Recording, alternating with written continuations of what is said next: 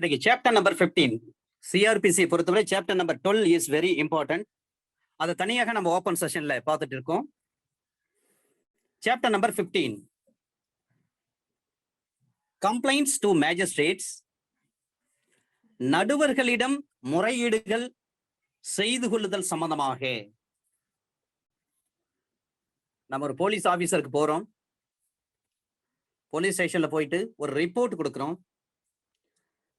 அந்த ரிப்போர்ட்டை பெற்றுக்கொள்ள மறுக்கும் பட்சத்தில் அல்லது அந்த ரிப்போர்ட்டை பெற்றுக்கொண்டு முதல் தகவல் அறிக்கையை பதிவு செய்யாத ஒரு சூழ்நிலையில் அது குறித்து நாம் அந்த மாவட்டத்தினுடைய சூப்பரிண்டென்டென்ட் ஆஃப் போலீஸ் எஸ்பி அவர்களுக்கு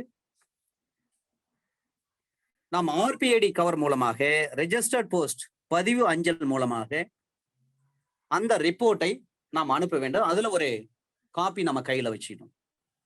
அதை பெற்றுக்கொண்ட எஸ்பி அவர்கள் அவரே நேரடியாக விசாரணை செய்யலாம்.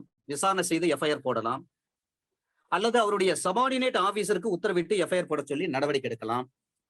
இதையெல்லாம் அந்த பதிவு அஞ்சல் பெற்றுக்கொண்ட ஒரு வாரத்திற்குள் செய்ய வேண்டும். அதிகபட்சம் 15 days. இப்ப செய்யாத பட்சத்தில் பாதிக்கப்பட்டவருடைய அவருக்கு சட்டப்படி கிடைக்கக்கூடிய தீர்வுகள் என்ன? இப்ப பாதிக்கப்பட்டவர் குற்றவியல் நீதித்துறை நடுவர் நீதிமன்றத்தின் முன்பாக அண்டர் செக்ஷன் 200 சிஆர்பிசியின் படி ஒரு குற்ற முறையீட்டை தாக்கல் செய்யலாம், ஒரு கம்ப்ளைண்டை தாக்கல் செய்யலாம். காவல் நிலையத்தில் கொடுப்பது ரிப்போர்ட் ஆர் இன்ஃபர்மேஷன், நீதிமன்றத்தில் கொடுப்பது complaint. Under section 2D defining செக்ஷன்ல under section 2D of CrPC complaint. இந்த கம்ப்ளைண்ட் என்று சொன்னால் அது எழுத்துப்பூர்வமாக இருக்கலாம் அல்லது வாய்மொழியாக இருக்கலாம். அதை ஒரு நீதிமன்றத்தின் முன்பாகத்தான் தாக்கல் செய்ய முடியும். பாதிக்கப்பட்டவர் தாக்கல் செய்யலாம் அல்லது அவர் சார்பா யார் வேண்டுமானாலும் தாக்கல் செய்யலாம். அது மட்டுமல்ல, அந்த கம்ப்ளைண்ட்ல கையெழுத்து கண்டிப்பாக போட வேண்டிய அவசியம் கிடையாது. ஆனால் காவல் நிலையத்தில் கொடுக்கக்கூடிய அந்த ரிப்போர்ட்டில் கண்டிப்பாக கையொப்பமிட வேண்டும். ஆனால் நீங்க பிரைவேட் கம்ப்ளைண்ட் கொடுக்குறீங்க, அதன் பெயர் பிரைவேட் கம்ப்ளைண்ட் கிடையாது. Other than police case, police case, other than police case. இது அதர் தன் போலீஸ் கேஸ், நம்முடைய வசதிக்காக இதை பிரைவேட் கம்ப்ளைண்ட் என்று சொல்கிறோம். இதை நீதிமன்றத்தில் கொடுக்கின்ற பொழுது அவற்றை பெற்றுக்கொண்ட நீதிபதியானவர் அந்த கம்ப்ளைண்டில் என்னென்ன விஷயங்கள் சொல்லப்பட்டிருக்கிறதோ, எத்தனை சாட்சிகள் இருக்கின்றார்களோ அவர்களை சத்திய பிரமாணம் செய்ய சொன்ன பிறகு, சத்திய பிரமாணம் எடுத்த பிறகு அவர்களை விசாரிப்பார்கள். விசாரித்த பிறகுதான் எதிர்தரப்பிற்கு சம்மன் அனுப்புவாங்க. அதன் பிறகுதான் நம்பரே ஆகும். ஒரு தனிப்பட்ட குற்ற முறையீட்டின் பேரில், தனிப்பட்ட புகாரின் பேரில் ஒரு குற்றம் ஒன்றை விசாரணைக்கு எடுத்துக்கொள்ளுகிற ஒரு நடுவர் 200 சிஆர்பிஸ்ல நம்ம ஒரு பிரைவேட் கம்ப்ளைண்ட் கொடுக்குறேன்னு சொன்னா அதை taking cognisance under section 190 subsection 1 clause A அதன்படிதான் taking cognisance. Defining section under section 2D. இப்ப யார் புகாரை கொடுக்கிறார்களோ, தனிப்பட்ட குற்ற முறையீட்டை யார் தாக்கல் செய்கிறார்களோ அவரை விசாரணை செய்வார்கள். அதன் பிறகு அந்த குற்ற முறையீட்டில் சாட்சிகளாக எந்தெந்த நபர்களை குறிப்பிடப்பட்டிருக்கிறதோ அந்த நபர்களையும் புகார்தாரரின் தரப்பில் சாட்சிகள் என்று கூறி அவர்களையும் விசாரணை செய்வார்கள். இதையெல்லாம் சத்திய பிரமாணம் எடுத்த பிறகு அதன் பேரில் தான் விசாரிக்க வேண்டும். ஏன்னா 1969 ஆக்ட் தனி ஆக்டே இருக்கு. அந்த ஆக்ட்ல அண்டர் செக்ஷன் 3 தி ஓத்ஸ் ஆக்ட் 1969 OATH, ஓத் என்று சொன்னால் சத்திய பிரமாணம். அஃபர்மேஷன் என்று சொன்னால் உறுதிமொழி. ஓத் எடுப்பது இன் த நேம் ஆஃப் காட், கடவுளின் பெயரால் நான் இந்த நான் சத்தியம் செய்கிறேன். அல்லது கடவுள் மறுப்பாளர்கள் இருப்பார்கள், அவர்கள் உறுதிமொழி ஏற்றுக்கொள்வார்கள். ஒரு பிரைவேட் கம்ப்ளைண்ட் ஒரு கோர்ட்ல போயிட்டு கொடுக்குறீங்கன்னு சொன்னா யார் கொடுக்கிறாரோ முதல்ல அவரை விசாரிப்பாங்க. அந்த கம்ப்ளைண்ட்ல யார் யார் சாட்சின்னு சொல்லப்பட்டிருக்கிறதோ அந்த நபர்கள் எல்லாம் விசாரிப்பாங்க. விசாரிப்பதற்கு முன்பாக அவர்களுக்கு ஓத் ஆர் அஃபர்மேஷன் செய்து ஆணை உறுதிமொழி சத்திய பிரமாணம் செய்யப்பட்ட பிறகுதான் அவர்களை விசாரிப்பார்கள். அதன் பேரில் விசாரிக்கின்ற பொழுது அதை பற்றி தெளிவாக இருக்கும். அதை பெற்றுக்கொண்ட நீதிமன்றம் அந்த புகாரில் கையொப்பம் இட வேண்டிய அவசியம் கிடையாது என்றாலும் கூட நீதிபதிகள் விடமாட்டார்கள். அது கம்ப்ளைண்ட படிச்சு பார்த்தோன்னே சொல்லுவாங்க, என்ன சார் இந்த இடத்துல வந்து புகார்தாரர் கையொப்பம் இல்லையே என்று சொல்லி கையெழுத்தை வந்து நீதிமன்றம் பெற்றுக்கொள்ளும். இதுல ஒரு ப்ரொவிசர் சொல்றாங்க, அந்த புகார் எழுத்து மூலமாக இருக்கும் பட்சத்தில் அண்டர் செக்ஷன் 200 கிளாஸ் ஏ, ஒரு பப்ளிக் சர்வெண்ட், ஒரு பொது ஊழியர் அவருடைய பணிகளை ஆற்றுகின்ற பொழுது while discharging of his duty, if a public servant acting or purporting to act in the discharge of his official duties or a court has made the complaint, ஒரு நீதிமன்றத்தில் வந்து ஒரு புகார் செய்யப்பட்டிருக்குமானால் அல்லது under section 200 class B அந்த நடுவர் அதை பரிசீலனைக்காகவோ அல்லது விசாரணைக்காகவோ under section 192 பிரிவின்படி வேற ஒரு நடுவருக்கு அந்த வழக்கை மாற்றி வைப்பாரானால் நடுவர் அந்த புகார்தாரரையும் சாட்சிகளையும் விசாரிக்க தேவையில்லை. ஏன்னா ஏற்கனவே அங்க என்ன பண்ணிட்டாங்க, 200 நீங்க ஃபைல் பண்ணப்பட்ட உடனே சொல்றாங்க, கம்ப்ளைண்ட் கிட்ட என்ன பண்றாங்க, சத்தியப்பிரமாணம் பண்ணி அவர்கிட்ட விசாரிச்சிடுறாங்க. சாட்சிகளை சத்தியப்பிரமாணம் எடுத்து விசாரிச்சிடுறாங்க. அதன் பிறகு 202ல என்ன பண்றாங்க, வேற ஒரு ஜட்ஜி விசாரிக்கணும்னு சொல்லி அனுப்பினாலும் அந்த ஜட்ஜ் ஐயா ஜட்ஜி அம்மா அவங்க மேற்கொண்டு அந்த புகார்தாரையும் சாட்சிகளை விசாரிக்க வேண்டிய அவசியமே கிடையாது. ஏன்னா எங்கே ஃபைல் பண்ணப்பட்டதா அங்கே இருந்து நீதிபதி அதை விசாரிச்சுட்டாரு. அது அப்படியே 202ல அனுப்புறாங்க, நீங்க விசாரிங்க இந்த வழக்கை அப்படின்னு சொல்லுங்க. அதனால மீண்டும் ஒரு தடவை யாரு அந்த பிரைவேட் கம்ப்ளைண்டோ அவரையும் அவர் தரப்பு உள்ள சாட்சிகள் யாரோ அவர்களையும் மீண்டும் ஒரு தடவை சத்தியப்பிரமாணம் எடுக்க சொல்லி விசாரணை செய்ய வேண்டிய அவசியம் கிடையாது. இதுதான் ப்ரொவிசர்ல சொல்றாங்க. ப்ரொவைடட் ஃபர்தர் தட், மேலும் வரம்புறையாக அந்த நடுவர் புகார்தாரரையும் அந்த சாட்சிகளையும் விசாரிச்ச பிறகு அண்டர் செக்ஷன் 192 படி வேற நடுவருக்கு அந்த வழக்கை வந்து மாற்றி அனுப்புறாருன்னு சொன்னா அந்த நடுவர் அவர்களை மேற்கொண்டு மறு விசாரணை செய்ய வேண்டிய அவசியம் கிடையாது. இதுதான் அண்டர் செக்ஷன் 200 கிளாஸ் B சொல்லப்பட்ட வார்த்தை தான். provided that சொல்லிட்டாங்க இந்த வார்த்தையை. If the magistrate makes over the case for inquiry or trial to another magistrate under section 192, அந்த B சொல்லப்பட்ட வார்த்தையை தான் provided further that மேலும் கொஞ்சம் அதிகப்படுத்தி சொல்றாங்க. The magistrate makes over the case to another magistrate under section 192 after examining the complaint and the witnesses, the latter magistrate need not re-examine them. இப்போ under section 192 எதை பற்றி சொல்கிறது அதை நாம் தெரிந்து கொள்ள வேண்டும். ஏற்கனவே பார்த்துட்டோம், சாப்டர் நம்பர் 14ல நம்ம அதை பார்த்துட்டோம். Making over of cases to magistrates. இப்ப யார் இதை மேக் ஓவர் பண்ணுவாங்க? CJM, ஒரு தலைமை நீதித்துறை நடுவர் ஒரு வழக்கை வந்து டேக்கிங் காக்னிசன்ஸ் எடுத்துட்டாரு. அதை அவருக்கு கீழே இருக்கக்கூடிய சபார்டினேட் மேஜிஸ்ட்ரேட்டுக்கு அனுப்பலாம். இதான் சப்செக்ஷன் 1ல சொல்றேன்.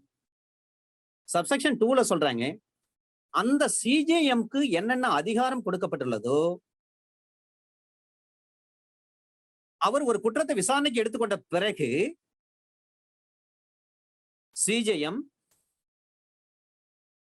வேற ஒரு ஸ்பெஷல் ஆர்டர் மூலமாக ஒரு காம்பிடன்ட் மேஜிஸ்ட்ரேட்டுக்கு அனுப்பலாம்.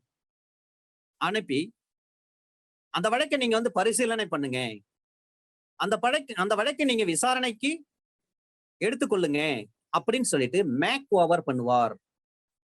அந்த வழக்குகளை மாற்றி வைப்பார். சிஜேஎம் கிட்ட இருக்கிற கேஸ ஏதாவது ஒரு காம்பிடன்ட் ஜேஎம்க்கு அனுப்பி நீங்க இந்த வழக்கு வந்து நீங்க வந்து என்கொயரி பண்ணுங்க இல்லது இன்கொயரி பண்ணுங்க அப்படின்னு சொல்லிட்டு அவர் அனுப்புவார். இதுதான் அண்டர் செக்ஷன் 192.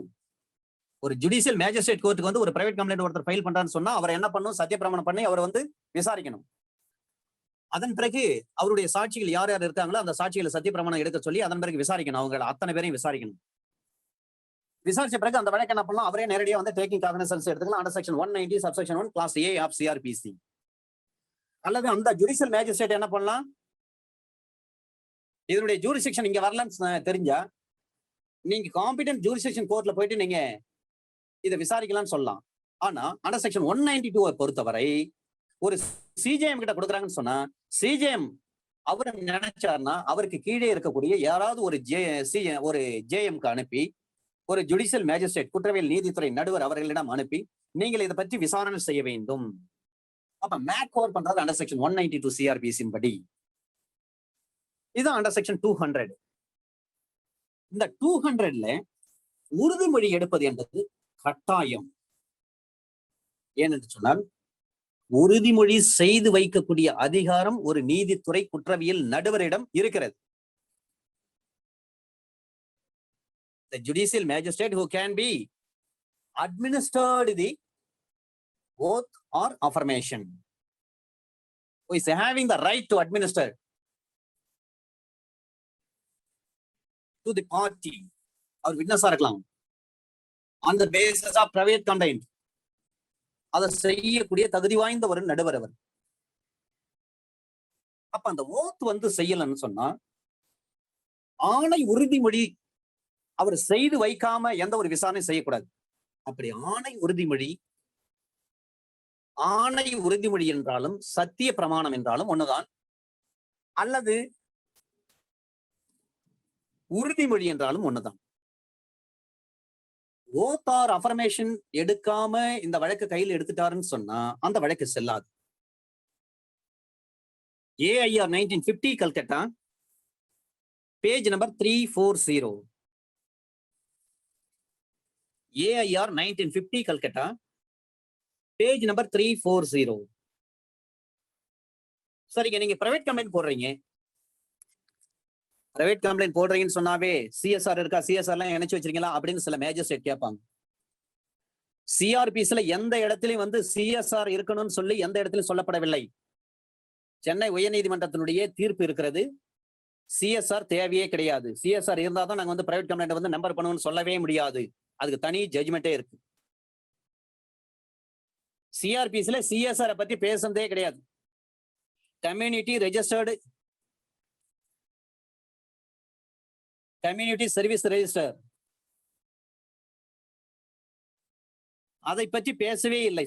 சிஎஸ்ஆர் பத்தி நம்முடைய சிஆர்பிஸ்ல எந்த இடத்துல அதை பற்றி தெளிவாக சொல்லப்படவில்லை. அதனால்தான் சென்னை உயர்நீதிமன்றம் அந்த சிஎஸ்ஆர் இருந்தா தான் நம்பர் பண்ணணும்னு சொல்றது தப்பு. சிஆர்பிஸ்ல எந்த இடத்துல அதை பற்றி சொல்லப்படவில்லை, நீங்க கேஸை நம்பர் பண்ணுங்கன்னு சொல்லி உத்தரவு போட்டிருக்காங்க. ஜட்ஜ்மெண்ட் இருக்கு, ரூலிங் இருக்கு. விஜயலட்சுமி வர்சஸ் ஸ்டேட் 2010 வால்யூம் 1 லா வீக்லி கிரிமினல், பேஜ் நம்பர் 48. நீங்க பிரைவேட் கம்ப்ளைண்ட் கொடுக்குறீங்கன்னு சொன்னா போலீஸ் ஸ்டேஷன் போயிட்டு நீங்க அங்க புகார் கொடுக்காம, போலீஸ் ஸ்டேஷன் போயிட்டு அங்க ரிப்போர்ட் கொடுக்காம அல்லது இன்ஃபார்ம் பண்ணாம காவல் நிலையத்தில் கொடுப்பது கம்ப்ளைண்ட் கிடையாது, ரிப்போர்ட் அல்லது இன்ஃபர்மேஷன். அப்ப நீங்க போலீஸ் ஸ்டேஷனுக்கு போயிட்டு ஒரு ரிப்போர்ட்டோ அல்லது ஒரு இன்ஃபர்மேஷனை கொடுக்காமல் நீங்க நேரடியா பிரைவேட் கம்ப்ளைண்ட் போட முடியுமான்னு சொன்னா கண்டிப்பாக போட முடியும். போலீஸ் ஸ்டேஷன் போயிட்டு நீங்க அங்க ஒரு ரிப்போர்ட்டோ அல்லது இன்ஃபர்மேஷனை கொடுத்து அங்க நடவடிக்கை எடுக்கவில்லை என்று சொன்னால்தான் நீங்க வந்து பிரைவேட் கம்ப்ளைண்ட் போட முடியும் என்ற அவசியம் கிடையாது. நீங்கள் நேரடியாகவே நீதிமன்றத்திற்கு வந்து நீங்கள் பிரைவேட் கம்ப்ளைண்டை தாக்கல் செய்யலாம். இதை சொன்ன வழக்கு விஜயலட்சுமி வெர்சஸ் ஸ்டேட் 2010 வால்யூம் 1 லா weekly criminal page number 48. Police station போக வேண்டிய அவசியமே கிடையாது சார். நீங்க நேரடியாவே கோர்ட்டுக்கு வந்து நீங்க பிரைவேட் கம்ப்ளைண்ட் கொடுக்கலாம். எஸ்பிக்கு அண்டர் செக்ஷன் 156 சப்செக்ஷன் 3ல வந்து நம்ம எஸ்பிக்கு வந்து 154 சப்செக்ஷன் 3ல வந்து நாம எஸ்பிக்கு வந்து நம்ம எந்த ஒரு பதிவஞ்சலும் அனுப்ப வேண்டிய அவசியம் கிடையாது. நேரடியாவே நீங்க நீதிமன்றத்துக்கு வாங்க. 200 சிஆர்பிஸ்ல நீங்க நேரடியாக குற்ற முறையீட்டை தாக்கல் செய்யலாம். உங்களுடைய புகாரை நீங்கள் தாக்கல் செய்யலாம். இதான் விஜயலட்சுமி கேஸ்ல சொல்லியிருக்காங்க. விஜயலட்சுமி 2010 வால்யூம் 1 லா வீக்லி கிரிமினல் பேஜ் நம்பர் 48. இந்த 200 ஸ்கோப் என்ன, ஆப்ஜெக்ட் என்ன?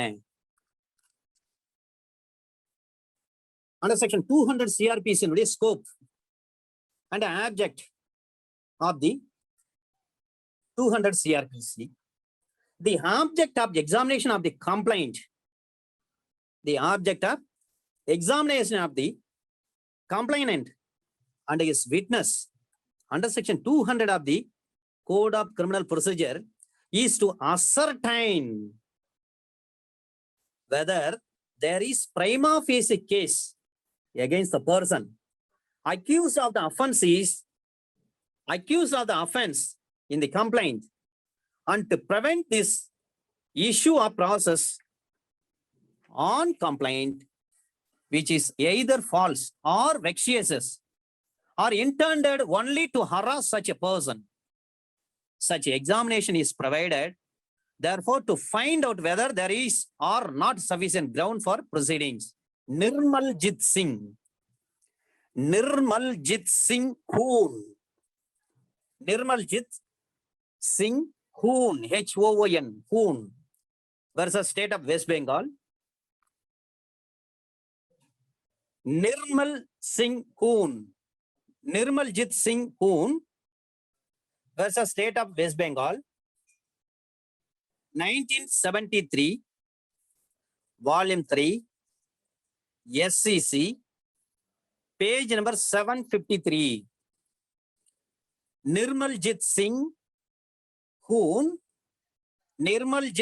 Hoon versus State of West Bengal, 1973, Volume 3, SCC, page number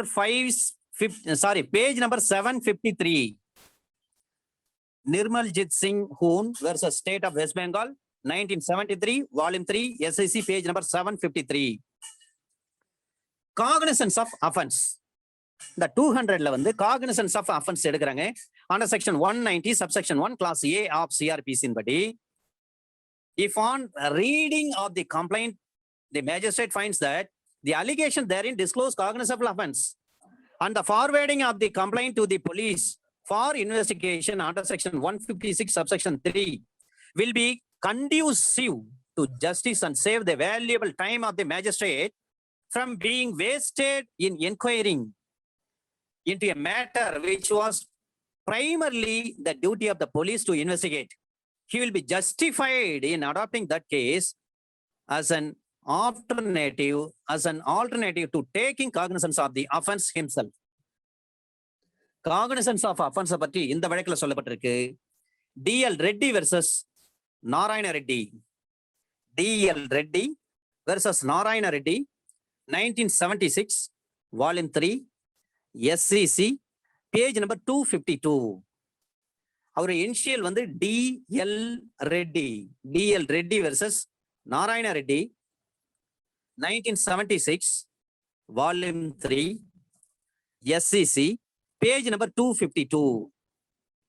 Cognizance of offense na என்னன்னு சொல்றாங்க? DL Reddy versus Narayana Reddy, 1976, Volume 3, SCC, page number 252. சரிங்க, ஒரு செகண்ட் கம்ப்ளைண்ட் தராங்க.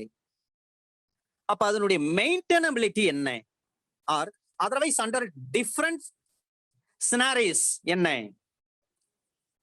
Second complaint கொடுக்குறாங்க, அதனுடைய மெயின்டெனபிலிட்டி என்ன, அது மெயின்டைன் ஆகுமா ஆகாதா, or otherwise under different scenarios. இந்த வழக்குல சொல்றாங்க Samta Naidu, SAMTA, Samta Naidu versus State of Madhya Pradesh, 2020, Volume 5, SCC, page number 378. Samta Naidu, SAMTA, Samta Naidu versus State of MP, State of Madhya Pradesh, 2020, Volume 5, SCC, page number 378. The second complaint பத்தி சொல்றாங்க, அதனுடைய maintainability பத்தி சொல்றாங்க, or otherwise under different scenarios the principles regarding scope of inquiry under section 202 and duty of magistrate while entertaining private complaints discussed in detail and summarized. Second protest petition held stands on a similar footing as second complaint. Second protest petition held stands on a similar footing as second complaint.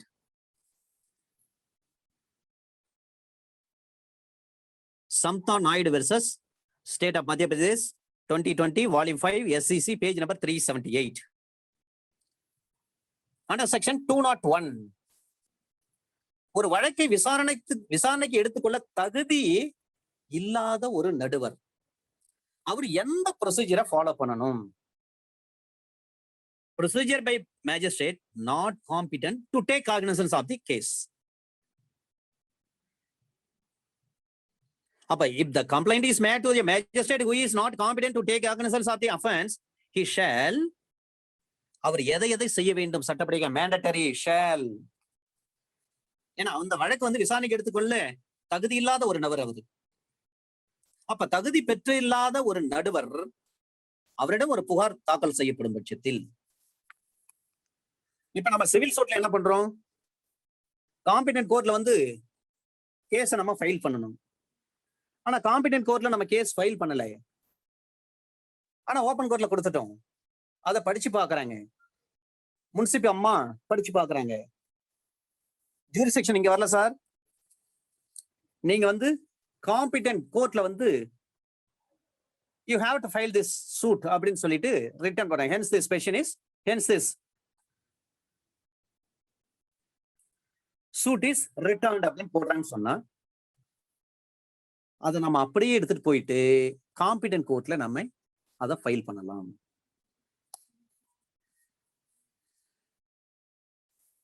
ஏன்னா அந்த வழக்கை விசாரிப்பதற்கு ஆள்வரை அதிகார எல்லை கொண்ட ஒரு நீதிமன்றமாக இருக்கும் பட்சத்தில் தான் அந்த வழக்கை விசாரணைக்கு எடுத்துக்கொள்ளப்பட முடியும் சிவில் சைட்ல. அதை போலவே கிரிமினல் சைட்ல பார்த்தீங்கன்னா, அந்த ஆள்வரை அதிகார எல்லையை பொறுத்தவரை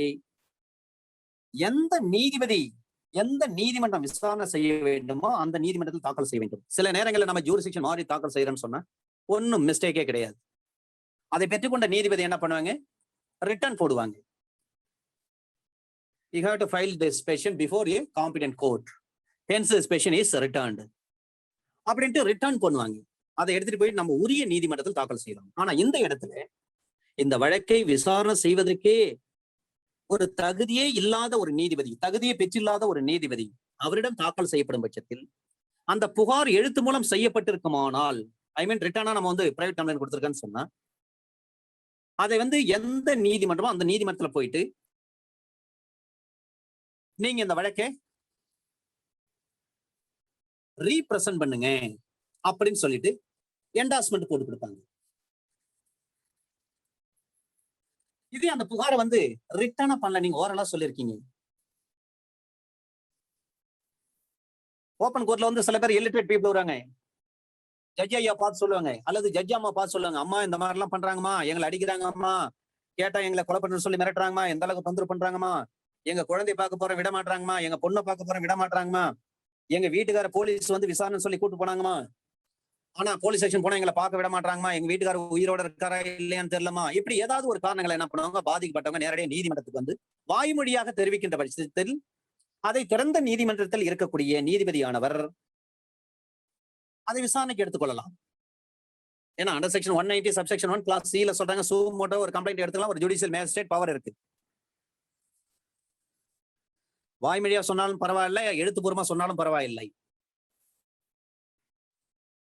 அப்ப இந்த வழக்கு வந்து டேக்கிங் காக்னிசன்ஸ் எடுக்கிறது தகுதி இல்லாத ஒரு நீதிபதி கிட்ட வந்து இந்த மாதிரி வாய்மொழியா சொல்றாங்க.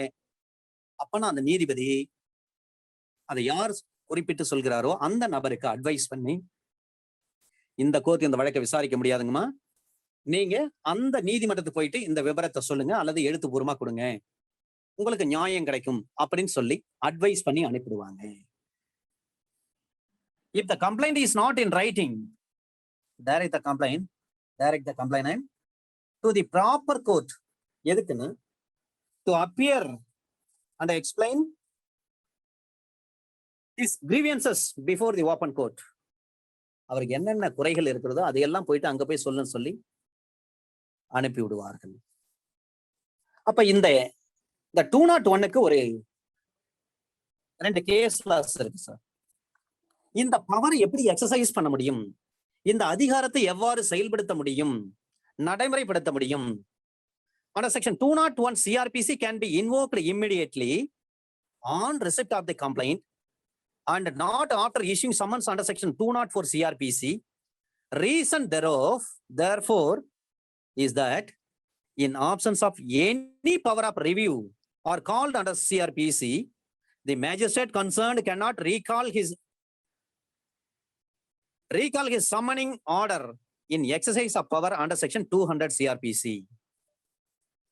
The exercise of powers பத்தி சொல்றாங்க. Under section 201 CRPC can be invoked immediately on receipt of complaint and not after issuing the summons under section 204 CRPC. Reason therefore is that in absence of any power of review or recall under CRPC, the magistrate concerned cannot recall his summoning order in exercise of power under section 201 CRPC. Devendra Krishnalal Dahalia. Devendra Krishnalal Dahalia. DAGALIA. Devendra Krishnalal Dahalia. Dwarkesh Diamonds Private Limited. Dwarkesh Diamonds Private Limited. Devendra Krishnalal Dahalia. Devendra Krishnalal Dahalia versus Dwarkesh Diamonds Private Limited, 2014, Volume 2, SCC, page number 246. Devendra Krishnalal Dahalia versus Dwarkesh DWARKESH Dwarkesh Diamonds Private Limited, 2014, Volume 2, SCC, page number 246. இந்த பவரை வந்து எப்படி exercise பண்ணலாம்னு சொல்லப்பட்டிருக்கிறது. Now we are moving on under section 202. இந்த 202 பார்ப்பதற்கு முன்பாக இந்த 201 படி ஒரு காவல்துறைக்கு ஒரு அறிவிப்பு கொடுக்குறாங்க. அந்த அறிவிப்பினுடைய பதிவு ஆவணம் இருக்கு, ரெக்கார்ட்ஸ் இருக்கு. அந்த அறிவிப்பு ரெக்கார்ட் பாத்தீங்கன்னா அது வந்து இதனுடைய ஒரு பகுதி தான். அப்ப என்ன செய்யலாம், அது எதிரிக்கு ஒரு காப்பி கொடுக்கணும்னா கண்டிப்பா கொடுக்கணும். ஒரு காவல் அதிகாரி அவரே விசாரணை வந்து அவர் தான் நடத்தணும். ஏன்னா போலீஸ் ஸ்டாண்டிங் ஆர்டர்ல ஆர்டர் நம்பர் 560 அதுதான் சொல்லுது. ஆர்டர் நம்பர் 551 சொல்றாங்க எஃப்ஐஆர் புக்னா என்னன்னு சொல்றாங்க. 560 சொல்றாங்க, தெளிவா சொல்றாங்க, முதல் தகவல் அறிக்கை இருக்கணும், அது பதிவு செய்யப்பட்டிருக்கணும், அதுக்கு ஒவ்வொரு பக்கத்திற்கும் எண்ணிடப்பட்டிருக்க வேண்டும், பேஜ் நம்பர் 1, 2, 3ன்னு அதை நம்பர் பண்ணியிருக்கணும், அது கான்சிக்யூட்டிவா இருக்கணும், அதன்படி செயல்படணும், இதையெல்லாம் சொல்லப்பட்டிருக்கின்ற விஷயங்கள். Right. Under section 202, postponement of issue of process. நீதிமுறை கட்டளை பிறப்பிப்பதை தள்ளி போடுதல். ஏன் இஷ்யூ ப்ராசஸ் வந்து போஸ்ட்போன் பண்றாங்க? சப்செக்ஷன் 1ல சொல்றாங்க, எந்த ஒரு நடுவராக இருந்தாலும் சரி, அது எந்த ஒரு குற்றத்தை பொறுத்து விசாரணைக்கு எடுத்துக்கொள்ள அவர் அதிகாரம் அளிக்கப்பட்டுள்ளதோ, எனி மேஜிஸ்ட்ரேட் எந்த ஒரு குற்றமாக இருந்தாலும் சரி, அந்த குற்றத்தை விசாரிக்கிறதற்கு அவருக்கு அதிகாரம் இருக்குது. இது போன்ற வகையான குற்றங்களை விசாரணை செய்வதற்கு அந்த மேஜிஸ்ட்ரேட்டுக்கு அதிகாரம் இருக்கிறது என்று சொல்லப்பட்டிருக்கும் பட்சத்தில், அந்த குற்றத்தை பற்றி ஒரு புகார் அவரிடம் யாரேனும் தாக்கல் செய்யப்படும் பொழுது, அல்லது அந்த செக்ஷன் 192 படி ஒரு சிஜேஎம் என்ன பண்றாரு, அந்த அவரிடம் பெறப்பட்ட அந்த பிரைவேட் கம்ப்ளைண்ட்டை மேக் ஓவர் பண்ணி ஒரு ஜேஎம் அனுப்பி நீங்க விசாரிங்கன்னு சொல்றாங்கன்னு சொன்னா, அதன்படி ஃபர்ஸ்ட் பாயிண்ட் என்ன சொல்றாங்க, ஒரு மேஜிஸ்ட்ரேட் அவருக்கு வந்து எந்த வகையான குற்றங்களை விசாரணை செய்யப்படும் அதிகாரம் கொடுக்கப்பட்டிருக்கிறதோ அந்த அதிகாரத்தின்படி அவரிடம் வரக்கூடிய ஒரு வழக்கை, ஒரு பிரைவேட் கம்ப்ளைண்ட்டை அவர் விசாரணை செய்யலாம். அல்லது ஒரு சிஜேஎம் அண்டர் செக்ஷன் 192 படி அவர்கிட்ட இருந்த அந்த பெட்டிஷனை என்ன பண்றாரு, அந்த கம்ப்ளைண்ட்டை என்ன பண்றாங்க, ஒரு ஜேஎம் அனுப்புறாங்க. அந்த ஜேஎம் என்ன பண்றாங்க, அதை விசாரணை செய்ய தகுதி உள்ள ஒரு நபராக இருக்கும் பட்சத்தில் அந்த புகாரை மாற்றி வைக்கிறாங்க, அவர்கிட்ட மாற்றி கொடுக்குறாங்க. சிஜிஎம் வந்து என்ன பண்றாரு, ஜேஎம்க்கு மாற்றி கொடுக்குறாரு, இருந்தாங்க நீங்க விசாரணை பண்ணுங்கன்னு சொல்லி. அந்த நேரத்துல எதிரி வந்து வேற ஒரு ஜூரிஸ்டிக்ஷன்ல இருக்கார். அப்ப எதிரிக்கு என்ன செய்யணும், ஒரு சம்மன் அனுப்பணும். ஏன்னா எதிரி வேற ஒரு ஜூரிஸ்டிக்ஷன்ல இருக்காரு. அப்ப அவருக்கு சம்மன் அனுப்புவதை என்ன பண்ணலாம், தள்ளி போடலாம். எடுத்தோடனே சம்மன் அனுப்புறது முன்பாக பிரைமா பேசி மேட் அவுட் ஆகுதா, சார்ஜஸ் எல்லாம் மேட் அவுட் ஆகுறதா, போதுமான ஆதாரம் இருக்கிறதா இல்லையா, இதை பற்றி தீர்மானித்து அந்த வழக்கை பரிசீலனை பண்ணலாம். அல்லது ஒரு போலீஸ் ஆபீசர் கிட்ட அந்த வழக்கை என்ன பண்ணலாம், நீங்க இது வந்து என்கிட்ட 200ல வந்து ஒரு பிரைவேட் கம்ப்ளைண்ட் கொடுத்திருக்காங்க, இதை விசாரிச்சு இது உண்மையா இல்லையா, இதை விசாரணை செய்து எனக்கு அறிக்கை கொடுங்கன்னு சொல்லிட்டு அந்த ஜுடிஷியல் மேஜிஸ்ட்ரேட் போலீஸ்க்கு அனுப்பலாம், கன்சர்ன் போலீஸ்க்கு. இப்ப இந்த மாதிரி நேரத்துல என்ன பண்ணலாம், அக்யூஸ்டுக்கு சம்மன் போறத அந்த ப்ராசஸ் என்ன பண்ணலாம், நிறுத்தி வைக்கலாம், ஒத்தி போடலாம், போஸ்ட்போன் பண்ணலாம், அட்ஜார்ன் பண்ணலாம். ஏன்னா 200 CRPs நீங்க வந்து ஒரு பிரைவேட் கம்ப்ளைண்ட் கொடுத்துட்டீங்கன்னு சொன்னா அதுல வந்து பிரைமா ஃபேஸ் எல்லாம் மேட் அவுட் ஆகுதா, அந்த வழக்கினுடைய சாராம்சம் எல்லாம் உண்மையிலே இப்படிப்பட்ட ஒரு சம்பவம் நடந்திருக்கா இல்லையான்னு சொல்லிட்டு அவர் விசாரணை பண்ணலாம். அப்படின்னா என்ன பண்ணலாம், ஒரு போலீஸ் ஆபீசர்கிட்ட அனுப்பி நீங்க விசாரணை பண்ணி எனக்கு ரிப்போர்ட் அனுப்புங்க அப்படின்னு சொல்லிட்டு under section 202 subsection 1 clause A படி அது விசாரணைக்கு அனுப்பலாம். 23/6/2006 இருந்து வருது. அதை போலவே தான் அண்டர் செக்ஷன் 176 1 கேபிட்டல் ஏல சொல்றாங்க, 2005 வரலே ஒரு சஸ்பீசியஸ் மேனர் ஆஃப் டெத் இருந்துச்சுன்னு சொன்னா அதை எக்ஸிகியூட்டிவ் மேஜிஸ்ட்ரேட் தான் விசாரிக்க முடியும். ஆனா 2005க்கு பிறகு ஒரு திருத்தம் கொண்டு வராங்க, ஜுடிஷியல் மேஜிஸ்ட்ரேட் தான் அதை விசாரிக்கணும்னு சொல்லிட்டு. இது மாதிரியான நேரத்துல ஒரு சப் கலெக்டர் போயிட்டு ஒரு பிரைவேட் கம்ப்ளைண்ட் கொடுக்குறான்னு வச்சுங்க, இந்த சாவுல வந்து சந்தேகம் இருக்குன்னு சொல்லிட்டு. ஆனா அதுக்கு முன்னாடி போலீஸ் ஆபீசர் விசாரிச்சு ஒரு டிஎஸ்பி யாரோ விசாரிச்சு என்ன பண்றாங்க, உண்மைத்தன்மை வாங்கிடுறாங்க. அந்த டிசீஸனுடைய ஒய்ஃபோ அவங்க பிள்ளைகிட்ட என்ன பண்றாங்க, விசாரணை பண்றாங்க. விசாரணையில வந்து என் கணவர் வந்து சந்தேகத்துக்கிடமான முறையில வந்து அவர் இறக்கல அப்படின்னு சொல்லும் பட்சத்தில் அப்ப எக்ஸிகியூட்டிவ் மேஜிஸ்ட்ரேட் வந்து ஜுடிஷியல் மேஜிஸ்ட்ரேட் கிட்ட கொடுக்குற கம்ப்ளைண்ட் வந்து செல்லாது. ஆனால் உண்மையிலேயே அதுல உண்மைத்தன்மை இருக்கும் பட்சத்தில் ஒரு எக்ஸிகியூட்டிவ் மேஜிஸ்ட்ரேட் என்ன பண்ணலாம், ஒரு ஜுடிஷியல் மேஜிஸ்ட்ரேட் கோர்ட்டுக்கு வந்து ஒரு பிரைவேட் கம்ப்ளைண்ட்டை கொடுக்க முடியும். 2005க்கு பிறகு, அதுக்கு முன்னாடி வரலாம் யார் பண்ணுவாங்கன்னா சப் கலெக்டர் தான் பண்ணுவாங்க, அவங்களுக்கு தான் அதிகாரம். அதன் பிறகு என்ன பண்ணிட்டாங்க, இன்னைக்கு ஜுடிஷியல் மேஜிஸ்ட்ரேட் கிட்ட கொண்டு வந்துட்டாங்க. இது நாம் தெரிந்து கொள்ள வேண்டிய விஷயம். இதுல வெரி ஸ்டாண்டர்ட் கேஸ் லாஸ் பாத்தீங்கன்னா சசிகலா கேஸ் லாஸ் தான் இது. வெர்சஸ் டிஸ்ட்ரிக்ட் கலெக்டர் கடலூர் மாவட்டம். ஏன்னா லாக்அப் டெத்தை பொறுத்தவரை கைட்லைன்ஸ் கொடுத்த வழக்கு அந்த வழக்கு.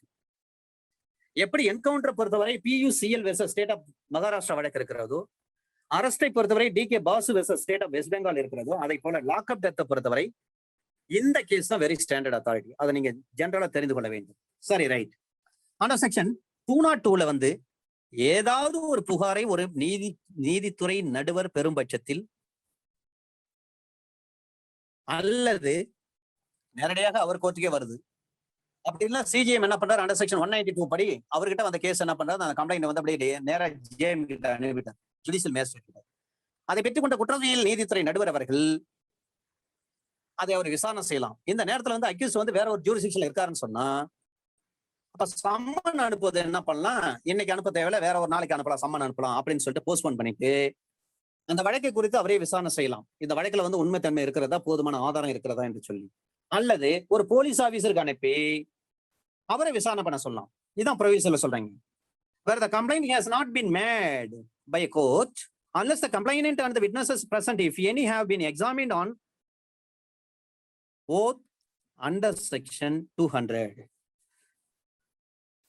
இது ப்ரொவிஷன்ல வந்து சொல்றாங்க. ஆனா செக்ஷன் 1ல சொல்றாங்க அவரே விசாரணை செய்யலாம் அல்லது வேற ஒரு போலீஸ் ஆபீசருக்கு அனுப்பி 202ல விசாரணை செய்ய சொல்லி உத்தரவு போடலாம். ரைட்.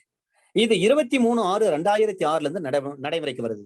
இதுல ப்ரொவிஷன் சொல்றாங்க, பரம்பரையாக ஒரு புகார் வந்து செஞ்சிருக்காங்க. அந்த புகார்ல சொல்லப்பட்டிருக்கின்ற குற்றமானது ஒரு கோர்ட் ஆஃப் செஷன் மட்டும்தான் விசாரிக்க முடிய ஒரு குற்றமாக இருக்கும் பட்சத்தில் ஜுடிஷியல் மேஜிஸ்ட்ரேட் கோர்ட்ல வந்து ஒரு என்ன பண்றாங்க, பிரைவேட் கம்ப்ளைண்ட் போட்டாங்க. அந்த பிரைவேட் கம்ப்ளைண்ட் படிச்சு பாக்குறாரு.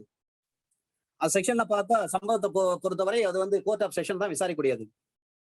என்னைக்குமே டிஸ்ட்ரிக்ட் செஷன்ஸ் கோர்ட் எஸ் சேர்க்கணும் அல்லது கோர்ட் ஆஃப் செஷன் என்னோட முடிச்சுக்கணும். அப்ப கோர்ட் ஆஃப் செஷன் அவங்க விசாரணை செய்யக்கூடிய ஒரு வழக்காக இருக்குது. படிச்சு பார்த்தோன்னு தெரிஞ்சு போச்சு ஜேஎம்க்கு. அப்ப அவங்க என்ன பண்ணுவாங்கன்னா, அந்த புகார் அண்டர் செக்ஷன் 202 சப்செக்ஷன் 1 ப்ரொவிஷன்ல பி அதுல சொல்றாங்க, அது வந்து ஒரு கோர்ட்ல அந்த பிரைவேட் கம்ப்ளைண்ட் கொடுக்காத பொழுது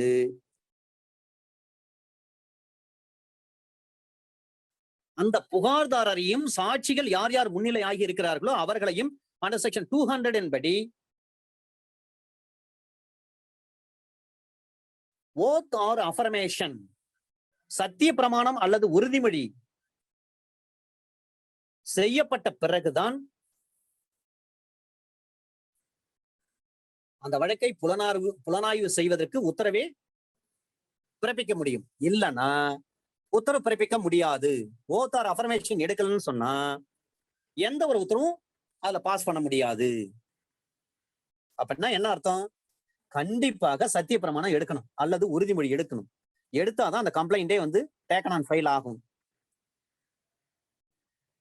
Where the complainant has not been made by a court unless the complainant and the witnesses present, if any, have been examined on oath under section 200. 200 படி என்ன பண்ணும், ஓத் எடுக்கணும், சத்திய பிரமாணம் எடுக்க வேண்டும். இல்லைன்னா அந்த கம்ப்ளைண்டை எடுத்துக்க முடியாது, விசாரணை செய்ய முடியாது. under section 202 subsection 2, ஏன்னா அந்த கம்ப்ளைண்ட் படிச்சு பாக்குறப்ப தெரியுது இது வந்து செஷன்ஸ் கோர்ட் தான் விசாரணை செய்ய வேண்டிய ஒரு கம்ப்ளைண்டா இருக்குதுன்னு சொன்னா, முதல்ல என்ன பண்ண, சத்திய பிரமாணம் எடுத்துட்டு அதன் பிறகுதான் அந்த கம்ப்ளைண்ட் வந்து புலன் விசாரணை பண்ணுவாங்க. சத்திய பிரமாணம் எடுக்காம புலன் விசாரணை பண்ண முடியாது. நம்ம ஏற்கனவே பார்த்திருக்கிறோம். under section 202 subsection 2ல சொல்றாங்க, in an inquiry under subsection 1 the magistrate may, if he thinks fit, take evidence of the witnesses on oath. அப்போ நீதித்துறை நடுவருக்கு அவருக்கு தெரியுது, படிச்சு பார்க்கிறப்ப தெரியுது, அதை நம்புவதற்கு போதுமான காரணம் இருக்கிறது.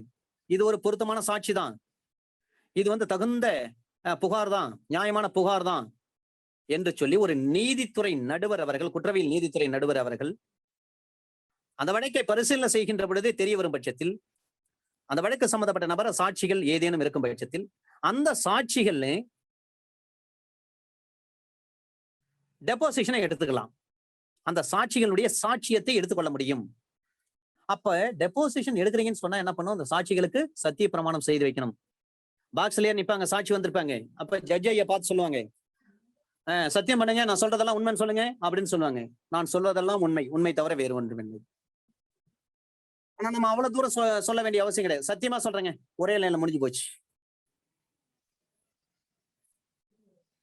நான் நார்மலா சொல்றப்ப I am telling truth, nothing but truth. இதுல ப்ரொவிசோ சொல்றாங்க அண்டர் செக்ஷன் 202 சப்செக்ஷன் 2. அதுல ப்ரொவிசோ, ஒரு புகார் யார் கொடுக்கிறார்களோ அந்த குற்றமானது அமர்வு நீதிமன்றத்தால் விசாரணை செய்யத்தக்கதாக இருக்கும் பட்சத்தில், அப்ப இந்த கேஸ பொறுத்தவரை கோர்ட் ஆஃப் செஷன் தான் விசாரிக்கணும் அப்படின்னு சொல்லிட்டு ஜுடிஷியல் மேஜிஸ்ட்ரேட்டுக்கு தெரியுது. அப்ப அவரு என்ன செய்வார்னா, சாட்சிகள் அத்தனை பேர் கொண்டு வாங்க, அவங்களுக்கு எல்லாருக்கும் என்ன பண்ணும், சத்திய பிரமாணம் செய்து வைத்து அதன் பிறகு விசாரணை செய்து அனுப்ப வேண்டியதுதான். எது எப்படி இருந்தாலும் சாட்சிகள் என்ன பண்ணும், சத்திய பிரமாணம் செய்து வைக்கணும், செய்து வச்சு அனுப்பணும். இதெல்லாம் இந்த ப்ரொசீஜரை படிக்கின்ற பொழுது உங்களுக்கு அப்படியே இந்த கமிட்டல் ஞாபகம் 209. ஏன்னா பிஆர்சி ஆகும். ஒரு murder case 302 PRC, preliminary registered case. அப்ப பிஆர்சி ஆன பிறகு அங்க எல்லா அக்யூஸ்டும் வந்த பிறகு அவங்களுக்கு அங்கேயே ஒரு ஜேஎம் கோர்ட்ல என்ன பண்ணாங்க, ஒரு செட் காப்பீஸ் கொடுத்துருவாங்க. எல்லாம் வந்துட்டாங்களான்னு பார்ப்பாங்க. எல்லாம் பிரசன்ட் ஆன பிறகுதான் என்ன பண்ணுவாங்க, காப்பீஸ் அவங்களுக்கு ஒரு செட் கொடுத்துட்டு, நீங்க எல்லாம் இந்த தேதியில இத்தனை மணிக்கு இந்த அமர்வு நீதிமன்றத்தில் நீங்க ஆஜராகணும்னு சொல்லிட்டு அவங்க சொல்லுவாங்க. அதை போலதான் இந்த வழக்கு செஷன்ஸ் கோர்ட்டால விசாரிக்கக்கூடிய ஒரு வழக்காக இருந்தாலும் சரி, அதற்கு முன்பாக அந்த சாட்சிகளை எல்லாம் என்ன பண்றாங்க, சத்திய பிரமாணம் செய்து வைக்க வேண்டிய வேலை அந்த நடுவருடைய வேலை. அப்ப எது எப்படி இருந்தாலும் சத்திய பிரமாணம் கண்டிப்பா செய்து வைக்கணும் சார். இந்த 202ல சார் நிறைய விஷயங்கள் சொல்லப்பட்டிருக்கிறது. Scope of powers of police இந்த 202ஐ பொறுத்தவரை இந்த வழக்குல சொல்றாங்க, அண்டர் செக்ஷன் 202 சப்செக்ஷன் 3, அதை பார்த்துட்டு இந்த வழக்கை பார்க்கலாம். சப்செக்ஷன் 3ல தான் சொல்றாங்க,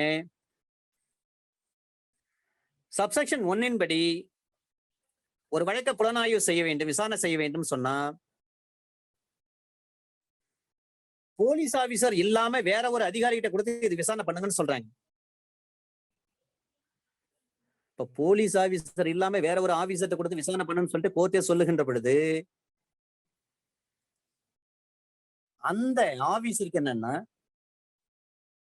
வாரண்ட் இல்லாம கைது செய்யக்கூடிய அதிகாரத்தை கொடுக்க மாட்டாங்க.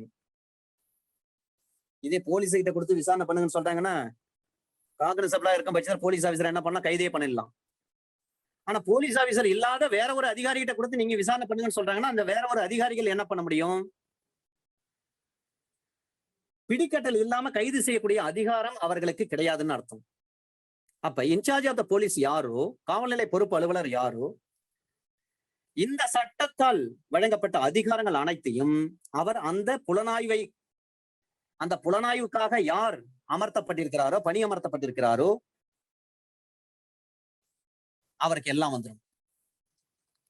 ஐ மீன் 161 ஸ்டேட்மெண்ட் போடுறதுல இருந்து எல்லாம் வரும். ஆனா அரெஸ்ட் பண்ண முடியாது.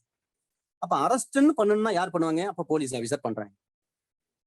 அண்டர் செக்ஷன் 202 சப்செக்ஷன் 3ல அதுதான் சொல்லப்பட்டிருக்கு. சப்செக்ஷன் 1ல எது எப்படி சொல்லப்பட்டிருக்கிறது, சப்செக்ஷன் 1ல என்ன சொல்றாங்க, ஒரு குற்றம் பற்றிய புகார் அவர்கிட்ட வரும் பட்சத்தில் அதை அவர் என்ன பண்ணலாம், நேரடியாக விசாரிக்கலாம். அல்லது அண்டர் செக்ஷன் 192 படி ஒரு சிஜிஎம் என்ன பண்றாங்க, ஒரு புகார் ஒரு ஜேஎம் கிட்ட அனுப்புறாங்க, அதன் அடிப்படையில் அவர் விசாரிக்கலாம்.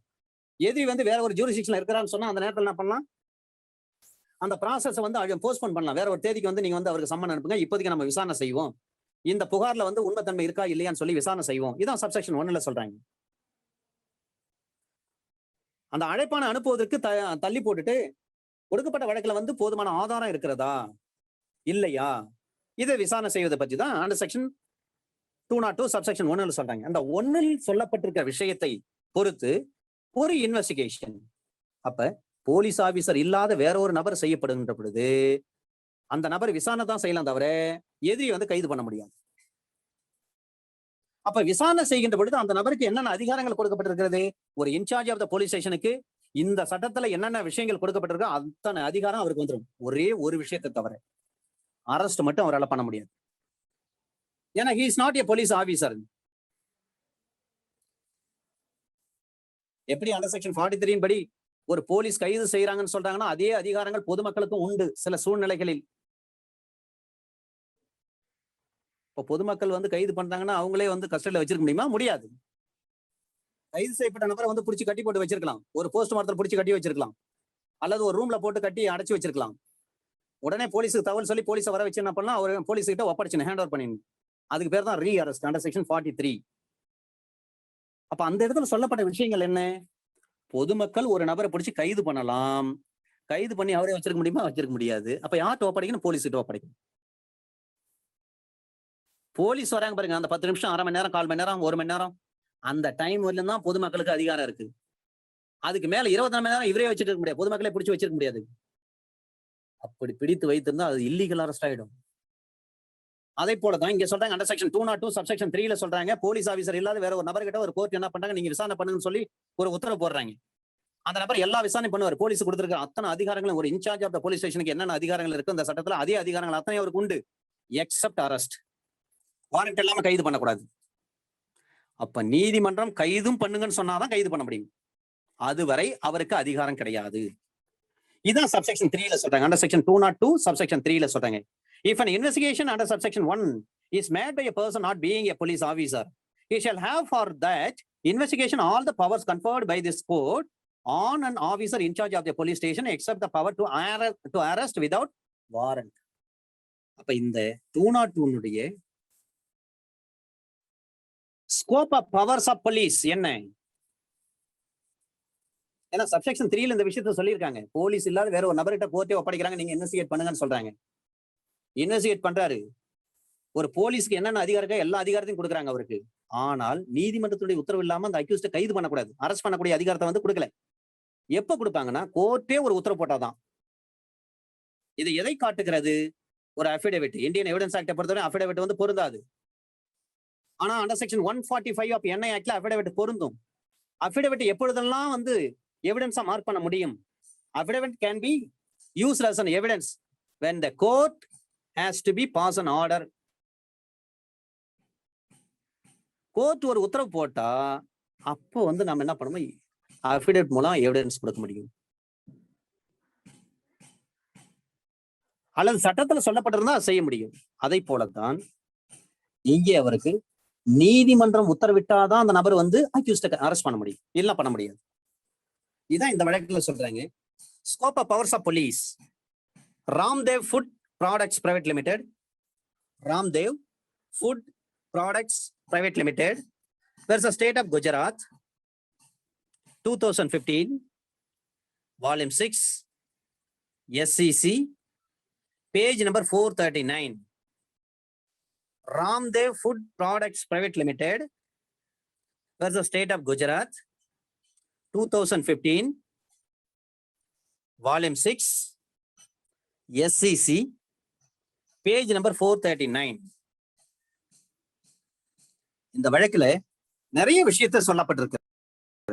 மிக முக்கியமானது scope of powers of police. இந்த வழக்குல சொல்றாங்க Ramdev food products private limited versus State of Gujarat, 2015, volume 6, SCC, page number 439.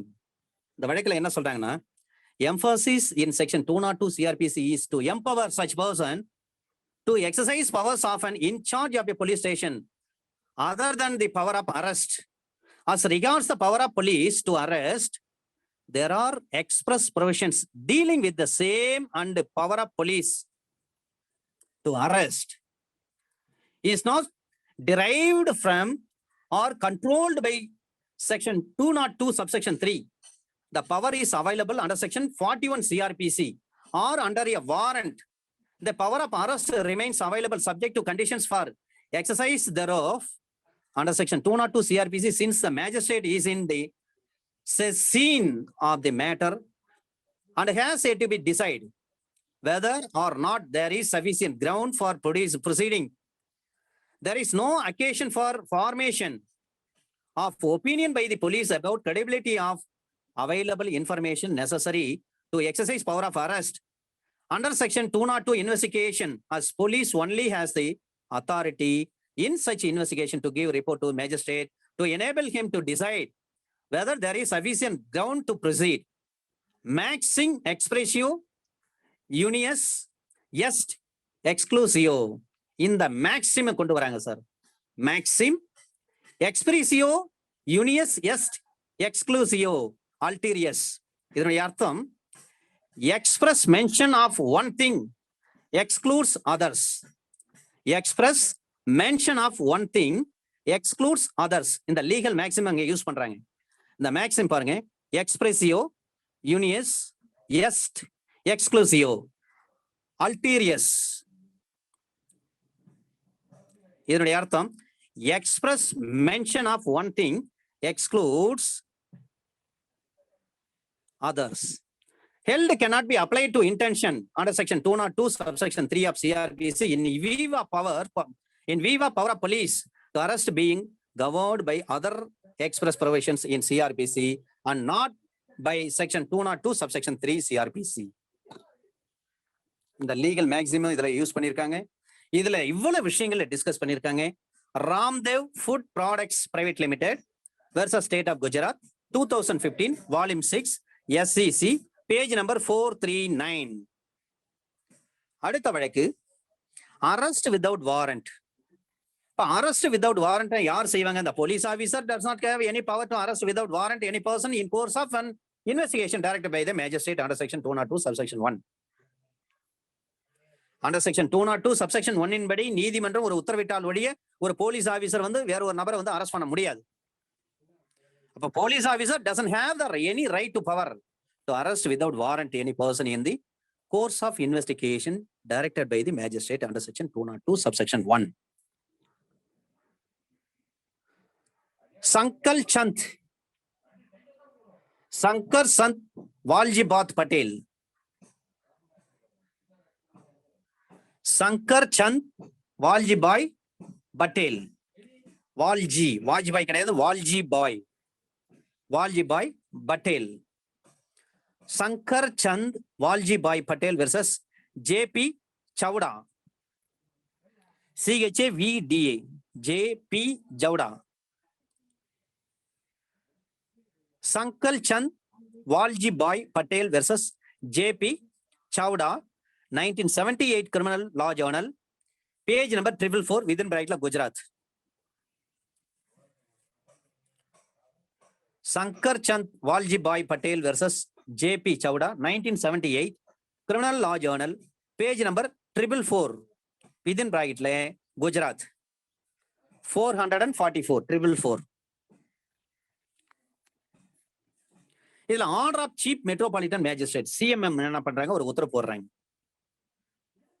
எதுக்காகன்னா to hold inquiry is beyond the scope of section 202. அப்ப அது போட முடியுமானா போட முடியும்.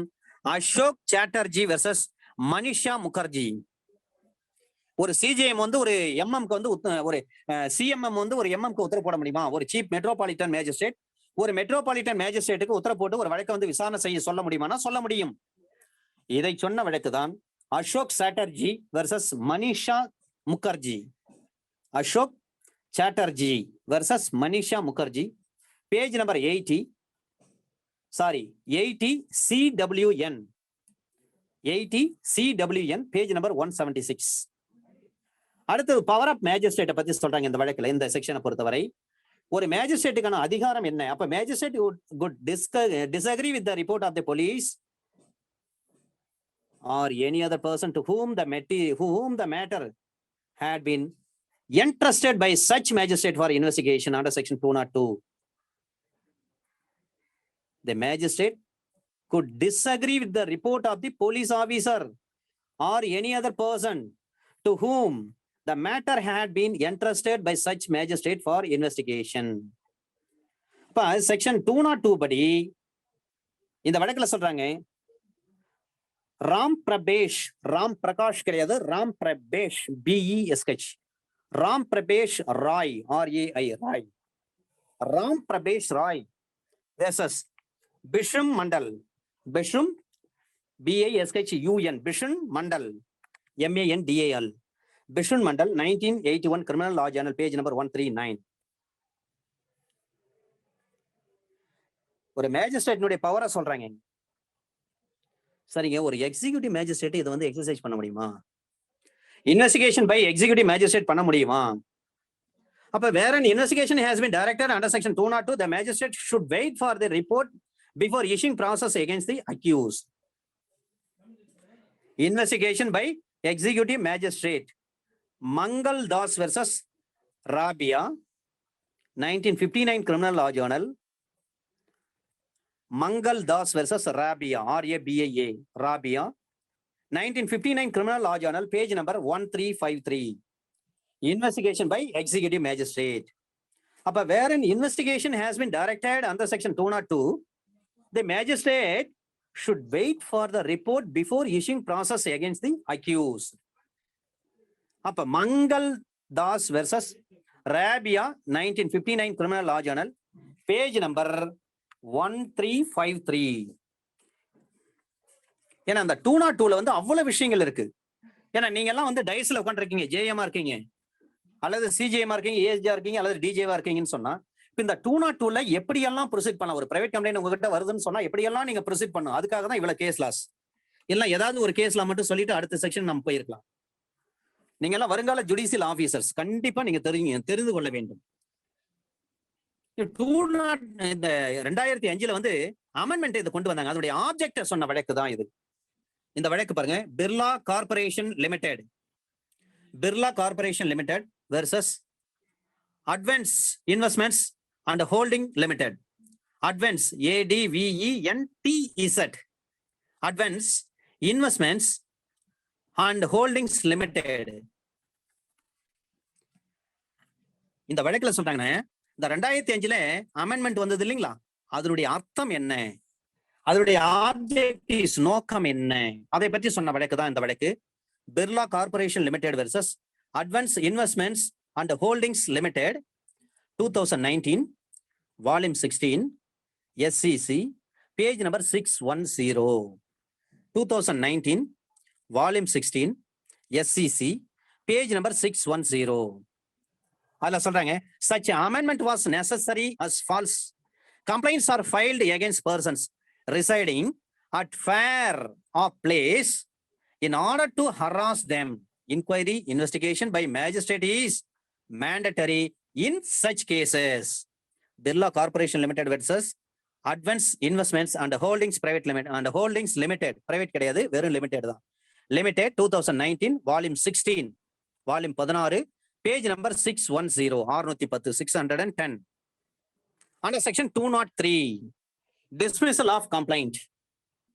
இதுல இன்னும் நிறைய வழக்கு இருக்கு. சில பேர் வேணுமனே புகார் சொல்ல, போய் புகார் செஞ்சாங்கன்னா டிஸ்மிஸ் பண்ணிடலாம். போதுமான ஆதாரம் இல்லைன்னா அந்த மனு வந்து தள்ளுபடி பண்ணிடலாம். சார் ஏற்கனவே ஒரு பெட்டிஷன் போடுறாங்க சார், அது தள்ளுபடி ஆயிருக்கு, அதனால வந்து அது ரெஸ்ஜுடிகேட்டா வருமா? ஏற்கனவே ஒரு மனு போட்டிருக்காங்க, மனு வந்து தள்ளுபடி பண்ணிருக்காங்க, அதே சேம் காஸ் ஆஃப் ஆக்ஷன்ல சேம் பர்சனே வந்து இன்னொரு பேஷன் வந்து சேம் கோர்ட்ல ஃபைல் பண்றாரு. இப்ப ஏற்கனவே நீங்க ஃபைல் பண்ணதான் நாங்க டிஸ்மிஸ் பண்ணிருக்கோமே, அதன் பிறகு எப்படி நீங்க வந்து புதுசா டிஸ்மிஸ் பண்றீங்க? அதனால வழக்கு வந்து எடுத்துக்க முடியாது அப்படின்னு சொல்ல முடியுமா? அப்ப தடையே கிடையாது சார். இப்ப செகண்டா நீங்க வந்து மீண்டும் பிரைவேட் கம்ப்ளைண்ட் போடுறீங்கன்னு சொன்னா அதுல வந்து விஷயங்கள் வந்து முதல்ல நீங்க ஏற்கனவே ஃபைல் பண்ணதுல பாத்தீங்கன்னா போதுமான அளவுக்கு நீதிமன்றம் மனநிறைவு அடையும் வகையில வந்து அங்க குற்றச்சாட்டு எதுவுமே இல்லை, அதனால தான் டிஸ்மிஸ் பண்ணிருப்பாங்க. அதே எதிரிகள் மீது அதே காரணங்களை கொண்டு அதே புகார்தாரர் மீண்டும் வந்து ஒரு பிரைவேட் கம்ப்ளைண்ட் போட முடியும்னா போட முடியும். அப்ப மீண்டும் கோர்ட் என்ன பண்ணுவாங்க, படிச்சு பார்ப்பாங்க.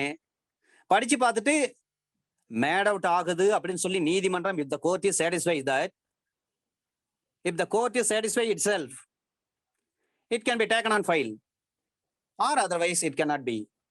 1945 Madras Weekly Notes, 1945 MWN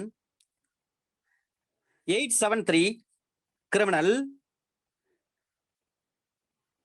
144, 1945 MWN 873 criminal 144. இப்ப டிஸ்மிசல் ஆஃப் கம்ப்ளைண்ட் பொறுத்தவரை இந்த ஜட்ஜ்மெண்ட்டை சொல்லியிருக்கிறாங்க. அந்த 203 என்னன்னு பார்த்தலாம். ஒரு கம்ப்ளைண்ட் வந்து கொடுக்குறாரு, பிரைவேட் கம்ப்ளைண்ட் கொடுக்குறாரு ஒரு கம்ப்ளைனன்ட். இப்ப 202ல வந்து அது எல்லாத்தையும் ப்ரொசீட் பண்றாங்க. ஓத் ஆர் அஃபர்மேஷன் எல்லாம் எடுக்கிறாங்க, சாட்சிகளை விசாரிக்கிறாங்க, சத்தியப்பிரமாணம் எடுக்கிறாங்க, சாட்சிகளை விசாரிக்கிறாங்க, எல்லா ப்ராசஸும் முடிஞ்சு போச்சு. எல்லாம் முடிஞ்ச பிறகு எல்லாத்தையும் பாக்குறாங்க.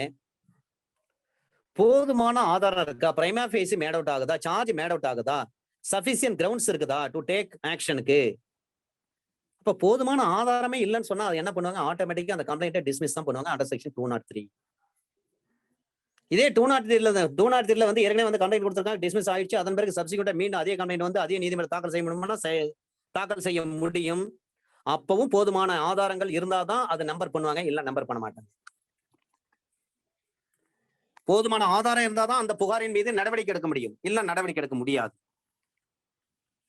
இப்ப சஃபிஷியன்ட் கிரவுண்ட்னு சொல்றாங்க. அதாவது குட் காஸ், சஃபிஷியன்ட் காஸ், அதுக்கு தனியா ஒரு ரூலிங் இருக்கு, ஜட்ஜ்மெண்ட் இருக்கு, நான் பிறகு சொல்றேன் ஜட்ஜ்மெண்ட். அதை போலவே இந்த சஃபிஷியன்ட் கிரவுண்ட் என்ற வார்த்தை தான் அண்டர் செக்ஷன் 203ல பயன்படுத்திருக்காங்க. இதுதான் ஆபரேட்டிவ் வேர்டு. அப்ப அதனுடைய மீனிங் என்ன? The words sufficient ground used in section 203 have been construed to mean the satisfaction that a prima facie case is made out against the person accused by the evidence of witnesses entitled to a reasonable degree of credit and not sufficient ground for the purpose of conviction. Sripath Sahai versus Ganbath Sahai. Sripath, SRIPAT, Sripath Sahai, SAHAI.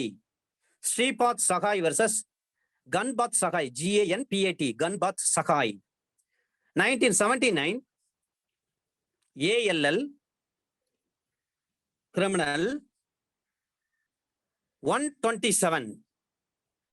இதே விஷயத்தை இன்னொரு வழக்குல சொல்றாங்க. Nagawwa versus Veerappa Shivalingappa Koujalgi. Nagawwa NAGAWWA, Nagawwa versus Veerappa VEERAPPA, Veerappa Shivalingappa Koujalgi KOU Koujalgi KOUJALGI Koujalgi. 1976, volume 3, SCC, page number 736. 1976, volume 3, SCC, page number 736. Nagava versus Veerappa, Shivalingappa, Kaujalki. Nagava versus Veerappa, Shivalingappa, Kaujalki, 1976, volume 3, SCC, page number 736. Chapter number 16. Commencement of proceedings before magistrates. நடுவர்கள் முன் நடவடிக்கைகளை தொடங்குதல் சம்பந்தமாக under section 204. அப்ப issue of process. 202ல சொல்றாங்க postponement of issue of process ன்னு சொல்றாங்க. 204ல சொல்றாங்க issue of process. 202க்கும் 204க்கும் என்ன வித்தியாசம்னா, ஒரு பிரைவேட் கம்ப்ளைண்ட் அந்த மேஜிஸ்ட்ரேட் கிட்ட நேரடியாக வந்து அவர் விசாரணை பண்ணலாம். அல்லது அண்டர் செக்ஷன் 192 படி சிஜிஎம் என்ன பண்றாரு, அவர்கிட்ட வந்த கேஸ் பண்ணல நேரா ஜேஎம் கிட்ட அனுப்புறாரு, அது சம்பந்தமா விசாரணை பண்ணலாம். விசாரணை செய்கின்ற பொழுது அந்த எதிரி வந்து வேற ஒரு ஜூரிஸ்டிக்ஷன்ல இருக்கிறாருன்னு சொன்னா, அப்ப ப்ராசஸ் அனுப்புறத போஸ்ட்போன் ஒத்தி வச்சுட்டு அந்த புகார்ல வந்து உண்மைத்தன்மை இருக்கா இல்லையான்னு சொல்லி விசாரிப்பதான் 202. இப்ப 204ல என்ன சொல்றாங்கன்னா, ஒரு குற்றம் சம்பந்தமாக ஒரு விசாரணைக்கு எடுத்துக்கொள்ளுகின்ற பொழுது அந்த நடுவரை என்ன பண்ணும், அவருக்கு தெரியுது நடவடிக்கையை எடுப்பதற்கு போதுமான ஆதாரம் இருக்குது அப்படின்னு தெரிஞ்சா சம்மனை இஷ்யூ பண்ணுங்க. எதிரி வேற ஒரு ஜூரிஸ்டிக்ஷன்ல இருக்காருன்னா அண்டர் செக்ஷன் 202 படி இஷ்யூ ஆஃப் ப்ராசஸ் வந்து டு பி போஸ்ட்போன்ட். எதிரி இங்கே இருக்கிறார், ஒரே ஜூரிஸ்டிக்ஷன்ல இருக்காரு, படிச்சு பாக்குறாங்க, மேட் அவுட் ஆகுது, சார்ஜ் எல்லாம் மேட் அவுட் ஆகுது, நீதிமன்றத்துக்கு திருப்தி ஏற்பட்டுச்சு. அப்பனா கோர்ட் என்ன பண்ணுவாங்க, ஆட்டோமேட்டிக்கா சம்மன் வந்து அனுப்புவாங்க, எதிரிக்கு வந்து சம்மன் அனுப்புங்க. கிளாஸ் ஏல சொல்றாங்க, அது வந்து ஒரு வழக்கமான சம்மனா கூட இருக்கலாம், ஒரு வழக்கமான சம்மன் கேஸா கூட இருக்கலாம். எது எப்படி இருந்தாலும் வழக்கமா சாதாரண ஒரு சம்மன் கேஸா இருந்தாலும் ஒன்றும் பிரச்சனை இல்லை. நீங்க அந்த நபருக்கு சம்மன் அனுப்புங்க. அண்டர் செக்ஷன் 61 CRPC படி ஒரு சம்மன் அனுப்பிடுங்க. ஒரு ஆர்டினரி கேஸ் தான், அது இல்லைன்னு சொல்லலை.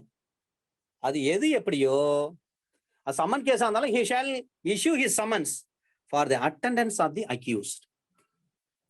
accused தெரியப்படுத்தி அவர் வந்து என்ன பண்ண ஆஜராகணும். இப்ப எதிரி முன்னிலை ஆவதற்காக, எதிரி நீதிமன்றத்தில் தோன்றுவதற்காக, எதிரி அந்த வழக்கில் வந்து கோர்ட்டுக்கு வரணும், அதுக்காக சம்மன் அனுப்புங்க. இல்ல ஒரு வாரண்ட் கேஸா இருக்கு, அப்ப வாரண்ட் கேஸா இருக்கும் பட்சத்துல அந்த ஜட்ஜி முன்னில வந்து ஆஜராகணும்னு சொல்லலாம். அப்படி இல்லைன்னா வேற ஒரு ஜட்ஜி முன்னில போயிட்டு நீங்க ஆஜராகணும் அப்படின்னு சொல்லிட்டு ஒரு குறிப்பிட்ட நேரம் அதுக்குள்ள எதிரி வந்து கூப்பிட்டு வரணும். எதிரி அங்க வரணும். வராத பட்சத்துல ஒரு வாரண்டை இஷ்யூ பண்ணலாம் அல்லது ஒரு சம்மனை இஷ்யூ பண்ணலாம். இதெல்லாம் கோர்ட்டினுடைய டிஸ்கிரிஷனரி பவர். நார்மலா ஒரு சம்மன் கேஸ்ன்னு சொன்னா வந்து அவருடைய அட்டெண்டன்ஸ் கண்டிப்பா தேவைப்படும். ஒரு ஆஜராகணும், வந்து கோர்ட்டுக்கு வந்து ஒரு முன்னிலை ஆகணும், கோர்ட்டுக்கு வந்து அப்பீர் ஆகணும். இல்ல ஒரு வாரண்ட் கேஸ்னா வாரண்ட் கேஸ் சம்பந்தமா என்ன பண்ணலாம், ஒரு வாரண்டை இஷ்யூ பண்ணலாம், அப்படி இல்ல ஒரு சம்மனை இஷ்யூ பண்ணலாம். எதுக்குன்னா அந்த அக்யூஸ்ட் வந்து அங்க கொண்டு வரணும், கோர்ட்டு கொண்டு வரணும். அல்லது அந்த அந்த அக்யூஸ்ட் வந்து வேற ஒரு கோர்ட்ல ஆஜராகலாம். ஏன்னா இந்த வழக்கு வந்து விசாரிக்கிறதுக்கு இந்த கோர்ட்டுக்கு வந்து அதிகாரம் இல்லைன்னு சொன்னா அப்ப எந்த கோர்ட்டுக்கு அதிகாரம் இருக்கு அந்த கோர்ட்ல போயிட்டு நீங்க ஆஜராகணும். அதுக்காக வந்து நாங்க சம்மனோ அல்லது வாரண்டோ வந்து அக்யூஸ்டுக்கு வந்து ஒரு ஜட்ஜி வந்து இஷ்யூ பண்ணலாம். இது அண்டர் செக்ஷன் 204 கிளாஸ் B ல சொல்றாங்க. Under section 204 subsection 1 clause B ல சொல்லப்பட்ட விஷயங்கள் அதுதான். ஒண்ணு அதே நீதிமன்றம் வந்து ஆஜராகுங்க, அதுக்கு சம்மன் போடலாம் அல்லது வாரண்ட் போடலாம். ஆனா கேஸ் வந்து வாரண்ட் கேஸ். அல்லது வேற ஒரு நீதிமன்றம் தான் இதை விசாரணை செய்ய போறாங்க, அதனால வந்து நீங்க அந்த நீதிமன்றத்தில் ஆஜராகணும்னு சொல்லி எதிர்க்கு என்ன பண்ணலாம், ஒரு வாரண்ட் அனுப்பலாம் அல்லது சம்மன் அனுப்பலாம். Under section 204 subsection 1 clause B.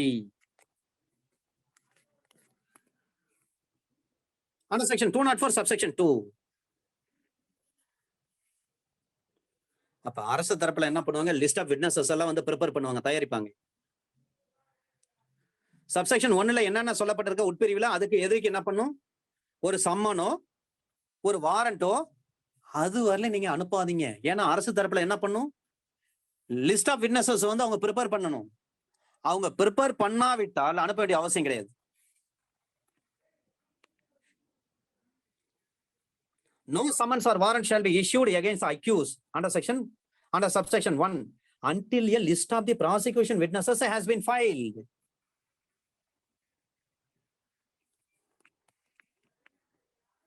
இப்ப லிஸ்ட் ஆஃப் விட்னஸஸ் எல்லாம் வந்து கரெக்டா இருக்கணும். பிரைவேட் கம்ப்ளைண்ட்ல வந்து கரெக்டா இருக்கணும். சப்செக்ஷன் 3ல சொல்றாங்க, ஒரு ரிட்டனா ஒரு கம்ப்ளைண்ட் கொடுக்குறாங்க. அந்த ரிட்டன் கம்ப்ளைண்ட் பேர்ல, பிரைவேட் கம்ப்ளைண்ட் பேர்ல ஒரு வழக்கு போடுறாங்க. இப்ப இது சம்பந்தமான ஒரு ப்ரொசீடிங்ஸ் நடந்துட்டே இருக்கு. சப்செக்ஷன் 1 படி ஒரு சம்மனோ அல்லது ஒரு வாரண்டோ இதை அனுப்புகின்ற பொழுது அதனுடன் ஒரு காப்பியும் அனுப்பணும். சிபிசிலையும் அதுதான் சார், நீங்க ஒரு காப்பி வந்து கண்டிப்பா அனுப்பணும். இல்லைன்னா உங்க கேஸ் உங்க சூட்டே வந்து டிஸ்மிஸ் பண்ணலாம். நீங்க H4 நோட்டீஸ் கூட அனுப்புறீங்க இல்லைங்களா, சில பேர் என்ன பண்ணாங்க, வெறும் H4 நோட்டீஸ் மட்டும் தான் அனுப்புவாங்க.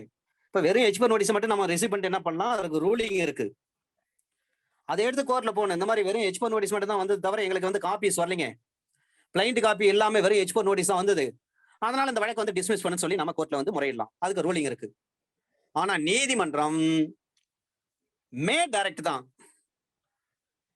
Court can be acted on may, I mean டிஸ்கிரிஷனரியில தான் வந்து அதை எக்ஸசைஸ் பண்ண முடியும்.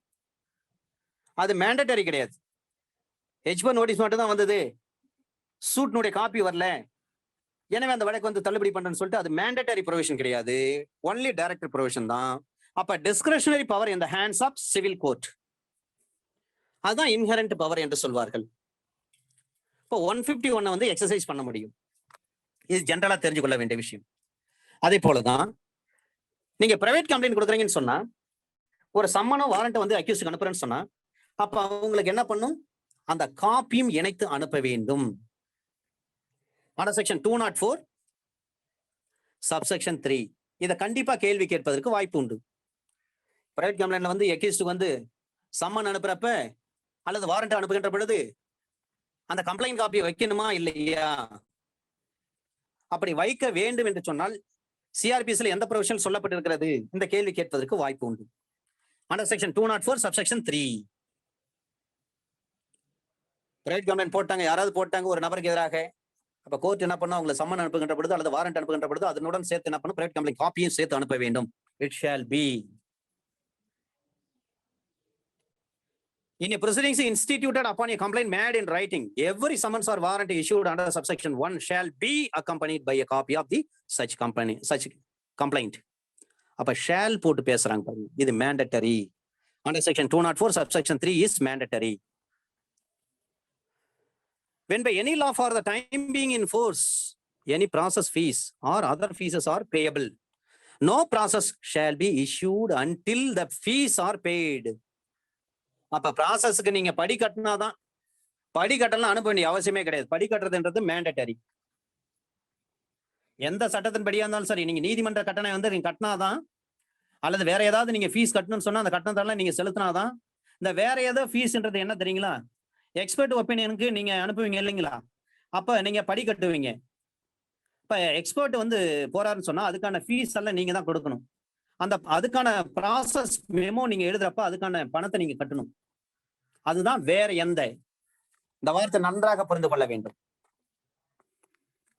ஏன்னா when by any law for the time being in force any process fees or other fees, இந்த other fees தான் சார் நம்ம பிரைவேட் கம்ப்ளைண்ட்ல எக்ஸ்பர்ட் ஒப்பீனியன் கேட்போம். அந்த எக்ஸ்பர்ட் ஒப்பீனியனுக்கு நம்ம வந்து ப்ராசஸ் மெமோ கட்டணும் இல்லைங்களா, அப்ப பேட்டா கட்டணும். அவங்களுக்கு வந்து சம்மன் அனுப்புங்கன்னு சொல்லி நாம தான் கோர்ட்ல கேட்கணும். அதன்படிதான் கோர்ட் வந்து செயல்படுவாங்க. அதுதான் அதர் ப்ரொசீடிங்ஸ். அந்த செக்ஷன் 204 சப்செக்ஷன் 3ல சொல்றாங்க, நீங்க சம்மன் அனுப்புறீங்க, வாரண்ட் அனுப்புறீங்க, ஒரு அக்யூஸ்ட்னு சொன்னா வந்து அந்த கம்ப்ளைண்ட் காப்பி அனுப்பணும். அது கண்டிப்பா அனுப்பி ஆகணும். இதே அண்டர் செக்ஷன் 204 சப்செக்ஷன் 4ல சொல்றாங்க, நீங்க இந்த சட்டத்தின்படி வந்து ப்ராசஸ் மெமோ அனுப்புறீங்கன்னு சொன்னா அதுக்கு கட்டணங்களை கட்டணும். நீங்க ப்ராசஸ் மெமோ ஃபீஸ் நீங்க கட்டணும், அல்லது வேற கட்டணங்கள் ஏதாவது இருந்துச்சுன்னா அதையும் செலுத்தணும். அந்த ஃபீஸ் கட்டுறவர்லையும் உங்க ப்ராசஸ் மெமோ அனுப்பப்பட மாட்டாது, கோர்ட்லயே தான் இருக்கும். அதுவும் ஒரு குறிப்பிட்ட கால அளவுக்குள்ள நீங்க செலுத்தணும். நார்மலா பாத்தீங்கன்னா சிபிஎஸ்ல பாக்குறப்ப 7 daysக்குள்ள நம்ம எல்லாம் பண்ணணும். அப்படி எல்லாம் 148 எல்லாம் இந்த என்லார்ஜ்மெண்ட் ஆஃப் டைம் எல்லாம் கொடுப்பாங்க பாருங்க, 148 149 இதுல பணம் கட்டுறது, அதுல டைம் என்லார்ஜ் பண்றது சிபிஎஸ்ல அண்டர் செக்ஷன். அதை போலதான் இங்கே சொல்றாங்க, அண்டர் செக்ஷன் 204 சப்செக்ஷன் 4ல சொல்றாங்க, நீங்க ப்ராசஸ் மெமோ நீங்க பணம் கட்டுங்க. நீங்க கட்டாத வரலையும் வந்து அவங்கள ப்ராசஸ் அனுப்ப மாட்டாங்க, ஐ மீன் சம்மன் அனுப்ப மாட்டாங்க, வாரண்ட் அனுப்ப மாட்டாங்க. அதுவும் ஒரு குறிப்பிட்ட காலம் தான், சர்டன் பீரியட் ஒன்லி.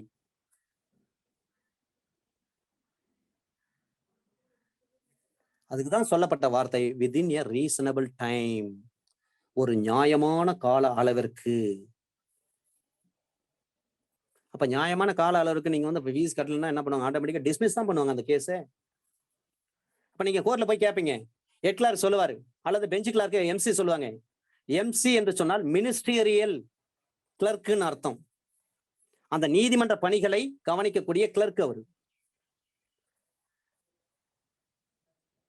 அதான் எம்சி.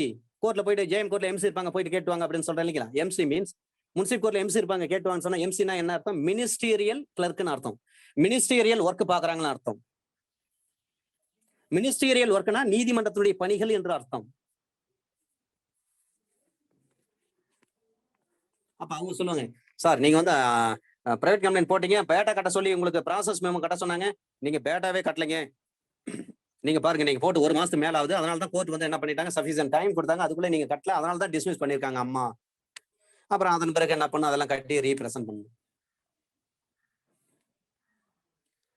அண்டர் செக்ஷன் 204 சப்செக்ஷன் 5ல சொல்றாங்க, 87வது பிரிவு இருக்கு பாருங்க. அப்ப 87 எதை பற்றி பேசுகிறது, நாம ஏற்கனவே பார்த்திருக்கிறோம். ப்ரொக்ளமேஷன் அஃபெண்டர் பத்தி நம்ம ஏற்கனவே பார்த்திருக்கிறோம். அப்ப 87ல என்ன விஷயங்களை சொல்லப்பட்டிருக்கிறது, இப்ப இந்த ப்ரொக்ளமேஷன் அஃபெண்டர் சம்பந்தமாக அண்டர் செக்ஷன் 87 சிஆர்பிசி எதை பற்றி பேசுகிறது. 87 பொறுத்தவரையிலையும் ஒரு சம்மன் அனுப்புறதுக்கு பதிலா வாரண்டே அனுப்பலாம். Issue of warrant in lieu of or in addition to summon, அழைப்பாணைக்கு பதிலாக அல்லது அதனோடு கூட பிடிக்கட்டளை பிறப்பித்தல். இந்த 87 பாருங்க, சம்மனுக்கு பதிலு வாரண்ட் அனுப்பலாம். அதை போலவே ஒரு சம்மன் கேஸ வாரண்ட் கேஸாகவும் நம்ம என்ன பண்ணலாம், மாற்ற முடியும். சம்மன் கேஸ் இருக்கு, இப்ப சம்மன் கேஸை நம்ம என்ன பண்ணலாம், ஒரு வாரண்ட் கேஸாகவும் நம்மளால மாற்ற முடியும். இந்த 87 படிக்கின்ற பொழுதே 259 நீங்க படிச்சீங்க. ஒரு சம்மனுக்கு பதிலா வாரண்ட் அனுப்பலாம்னு சொல்றாங்க அங்க 87ல. 259 சொல்றாங்க ஒரு சம்மன் கேஸா வாரண்ட் கேஸா மாத்தலாம். இதே 87 நீங்க என்ஐ ஆக்ட் படிக்கிறீங்கன்னு சொன்னா, cheque case negotiable insurance act படிக்கிறீங்கன்னு சொன்னா, அதுல 87 very important. Material alteration, if there is any material alteration on check, that case is going to be fatal. Material alteration இருந்தாவே அந்த செக் வந்து செல்லாது. அங்க செக்ஷன் 87ல சொல்லப்பட்டிருக்கிறது. சிஆர்பிஸ்ல 87 என்ன சொல்றாங்க, சம்மன் அனுப்புறதுக்கு பதிலா வாரண்ட் அனுப்பலாம்னு சொல்றாங்க. இதே 259 சிஆர்பிஸ்ல என்ன சொல்றாங்க, ஒரு சம்மன் கேஸ் பதிலா ஒரு வாரண்ட் கேஸா மாத்திடலாம். விசாரிக்கிறப்ப தெரியுது இது வந்து ரொம்ப லாங்கா இழுத்துட்டு போகுது, அப்ப சம்மன் கேஸா இருக்கும் பட்சத்துல அது என்ன பண்ணலாம், ஆட்டோமேட்டிக்கா வாரண்ட் கேஸா மாத்திடலாம். அதே போல 209 நீங்க கமிட்டல் பண்றாங்க, ஒரு வழக்கு விசாரிச்சுட்டே இருக்கிறாங்க, அப்பதான் ஒரு நியூ ஃபேக்ட் வந்து டிஸ்க்ளோஸ் பண்றாங்க. அப்ப நீதிமன்றம் என்ன பண்ணலாம், இந்த வழக்கு செஷன்ஸ் கோர்ட் தான் விசாரிக்கணும்னு சொல்லி தெரிய வருகின்ற பொழுது 209ல என்ன ப்ரொசீடிங்ஸ் பண்ணீங்களோ அதான் 323 பண்ண முடியும். இந்த மாதிரி இந்த கனெக்டட் செக்ஷன் கண்டிப்பா ஞாபகத்துல வச்சுங்க சார். இதுல தான் கொஸ்டின் நிறைய கேட்கறாங்க இன்டர்வியூல. அப்ப அண்டர் செக்ஷன் 87ல என்னென்ன விஷயங்கள் சொல்லப்பட்டிருக்கிறதோ அத வந்து இது பாதிக்குதுன்னு நீங்க எடுத்துக்கூடாது. இந்த 204ல நீங்க செயல்படுகின்ற பொழுது 87 வந்து வயலேட் பண்ணுதா அப்படின்னு நினைக்கிறீங்கன்னா அது வந்து வயலேட் பண்ணவே இல்லை, அதை விஷியேட் பண்ணவே இல்லை. 204ல கேள்வி கேட்கணும்னு சொன்னா சப்செக்ஷன் 3ல கேள்வி கேட்பதற்கு வாய்ப்பு உண்டு. கூடுதலா வந்து கேள்வி கேட்கணும்னு சொன்னா ஒரு எக்ஸ்பர்ட் வராரு ஒரு பிரைவேட் கம்ப்ளைண்ட்ல, அவருக்கு வந்து ப்ராசஸ் நீங்க ஒட்டணும், கோர்ட் ப்ராசஸ் நீங்க ஒட்டணும், கோர்ட் ஃபீ வந்து இது பண்ணணும் அப்படின்னு சொல்றாங்கன்னா அப்பதான் செக்ஷன் 4 வந்து மேட் அவுட் ஆகும், சப்செக்ஷன் 4 மேட் அவுட் ஆகும். ரைட். அண்டர் செக்ஷன் இதுல ஒரு அக்யூஸ்ட் பிரைவேட் கம்ப்ளைண்ட் போட்டேன் சார், 2-3 பேர்ல போடுறான் கம்ப்ளைண்ட், ஒரு புகாரை கொடுக்குறோம், அதுல இந்த 3 பேர் சேர்ந்து தான் எங்களை அடிச்சாங்கன்னு சொல்றோம். அதை கோர்ட் என்ன பண்றாங்க, சம்மன் போடுறாங்க. கோர்ட்ல இருந்து ஒரு ப்ராசஸ் போகுது, சம்மனோ வாரண்டோ ஏதோ போகுது. அதோட அண்டர் செக்ஷன் 204 சப்செக்ஷன் 4 சேர்த்தே போகுது. இப்ப 204 சப்செக்ஷன் 4 என்ன சொல்லுதுன்னா, ஒரு பிரைவேட் கம்ப்ளைண்ட் இருக்கும் பட்சத்தில் சம்மனோ அல்லது வாரண்டோ அனுப்புகின்ற பொழுது அந்த கம்ப்ளைண்ட் காப்பியும் சேர்த்து போகணும்னு சொல்றாங்க. சம்மன் கூட காப்பியும் கம்ப்ளைண்ட் காப்பியும் போகணும். அவ்வாறு இருக்கும் பட்சத்தில் ஒரு 4-5 எதிரிகள் மீது வழக்கு, அதுல 2 எதிரி வந்து கரெக்டா கோர்ட்டுக்கு வராரு, ஒரு அக்யூஸ்ட் வரமாட்டாரு. அப்ப என்ன பண்றாரு, இன்னொரு அக்யூஸ்ட் ஒரு பெஷன் போடுறாரு கோர்ட்ல. பெஷன் போட்டு இந்த அக்யூஸ்ட் வந்து வரமாட்டேன்னு சொல்றாருங்க, இவராலே வந்து கேஸ் வந்து ப்ரொலாங் ஆகுது, டிராகன் அண்ட் ப்ரொசீட் ஆகுது, இந்த ஆள் வெளியில வந்து அவர் வேலை பாக்குறாரு, நாங்க எத்தனை முறை போயிட்டு நேர்ல சொல்றோம், போன்லயும் சொல்றோம், வரமாட்டாரு, நாங்க மட்டும் கோர்ட்டுக்கு வந்து அலைஞ்சிட்டு இருக்கோம், அதனால அவரையும் வர சொல்லுங்க அப்படின்னு சொல்லிட்டு கோர்ட்ல ஒரு பெஷன் போடுறாரு ஒரு அக்யூஸ்ட். அந்த மாதிரி ஏதாவது பெஷன் போட முடியுமா? அதாவது ஒரு எதிரியை வந்து கோர்ட்ல ஆஜராக வேண்டும் என்று சொல்லி இன்னொரு எதிரி மனு தாக்கல் செய்ய முடியுமா என்று சொன்னால் அப்படி கட்டாயப்படுத்தி போடவே முடியாது. அந்த மாதிரி பெஷனே ஃபைல் பண்ண முடியாது. 1952 MWN criminal, 1952 Madras weekly notes criminal, page number 268. ஒரு எதிரி ஒரு அக்யூஸ்ட் இன்னொரு அக்யூஸ்ட் வந்து கோர்ட்ல கண்டிப்பா ஆஜராகணும்னு சொல்லிட்டு அவர் மனு போட முடியாது, அவரை கட்டாயப்படுத்த முடியாது. ஏன்னா இதெல்லாம் ஃபண்டமெண்டல் ரைட்ஸ்ல வருது. இவரே அக்யூஸ்ட், இவர் போய் இன்னொரு அக்யூஸ்ட் போய் நீ கண்டிப்பா ஆஜராகணும்னு இவர் எப்படி கேட்க முடியும்? அந்த இன்னொரு அக்யூஸ்டுக்கு பர்சனல் லிபர்ட்டி இருக்கு இல்லைங்களா, அப்ப அது வயலேட் ஆகக்கூடாது இல்லைங்களா, அதுக்காகத்தான் 1952 Madras weekly notes criminal, page number 268. அதே போல எல்லா குற்றச்சாட்டுகளுக்கும் நீங்க வந்து சம்மன் அனுப்பணும்னு அவசியம் கிடையாது சார். இதுவும் பழைய கேஸ் தான். எல்லா குற்றச்சாட்டுக்கும் நீங்க வந்து சம்மன் அனுப்பினே இருக்கணும்னு அவசியம் கிடையாது. 1947 Madras weekly notes criminal, page number 14. 1947 MWN criminal, page number 14. 1947 Madras weekly notes criminal, page number 14. இந்த 204க்கு ஏன்னா இதெல்லாம் மிக மிக முக்கியம். நம்ம ஜுடிஷியல் ஆபீசர் ஆயிட்டா இது எல்லாத்திலும் நம்ம வந்து செயல்பட்டே ஆகணும். Order summoning accused. An order summoning the accused is merely to the state to state the opinion of the magistrate. He need not state the grounds of his satisfaction. He need not state the grounds of his satisfaction. Accused இது வந்து திருப்தி அடையணும்னு அவசியம் கிடையாது. அவருக்கு summon அனுப்புறேன், நீங்க கோர்ட்ல வாங்க, கோர்ட்ல வந்து கேஸ் நடத்துங்க.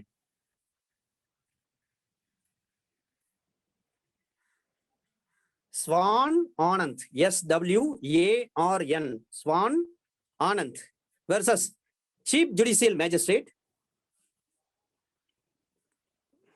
Swan Anand versus CJM, Chief Judicial Magistrate. CJM போடாதீங்க, Chief Judicial Magistrate னே எழுதுங்க. Chief Judicial Magistrate, 1977 Criminal Law Journal, page number 355. 1977 Criminal Law Journal, page number 355, within bracket ALL.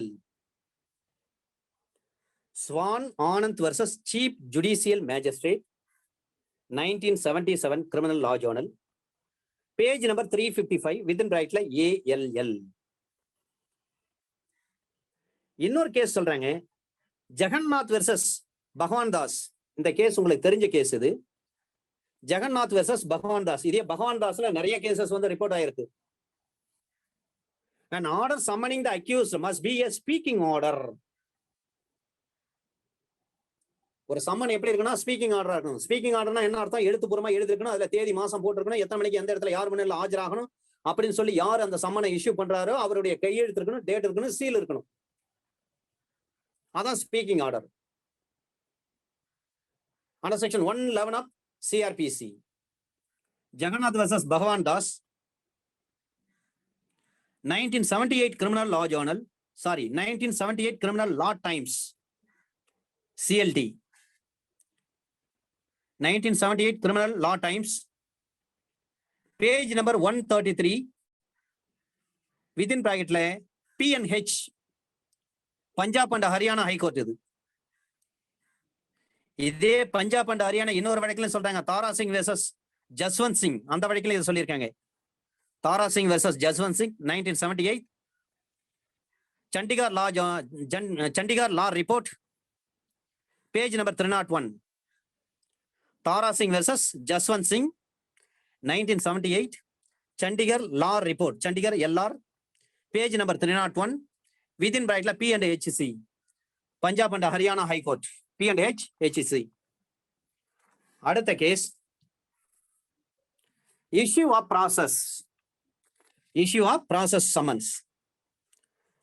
Order issuing process summons against appellant accused cannot be interfered with by Supreme Court in its appellate jurisdiction under Article 136. It is more so when appellants would get full opportunity to raise all factual and legal pleas in accordance with law while contesting complainant on merits. Leela Vivek Masal versus Leela Vivek Masal versus State of Maharashtra, 2018, Volume 1, SEC, page number 78. இதுல இந்த issue of process summons பத்தி சொல்றாங்க. Order issuing process summons against appellant accused cannot be interfered with by Supreme Court in its appellate jurisdiction under Article 136. It is more so when appellants would get full opportunity to raise all factual and legal pleas in accordance with law while contesting complaint on merits. Leela Vivek Masal versus State of Maharashtra, 2018, Volume 1, SEC, page number 781. But the recall of order refusing to issue process. Recall of order refusing to issue process. அப்ப recall of order refusing to issue process by subsequent order impermissible. அது பெர்மிசிபிளா இல்லையான்னு கேக்குறாங்க. அது impermissible. Sujay Kumar Chanda versus Damayanti Majgi. Sujay, SUJOY, Sujay Kumar Chanda, Sujoy Kumar Chanda versus Damayanti மாஜ்கி.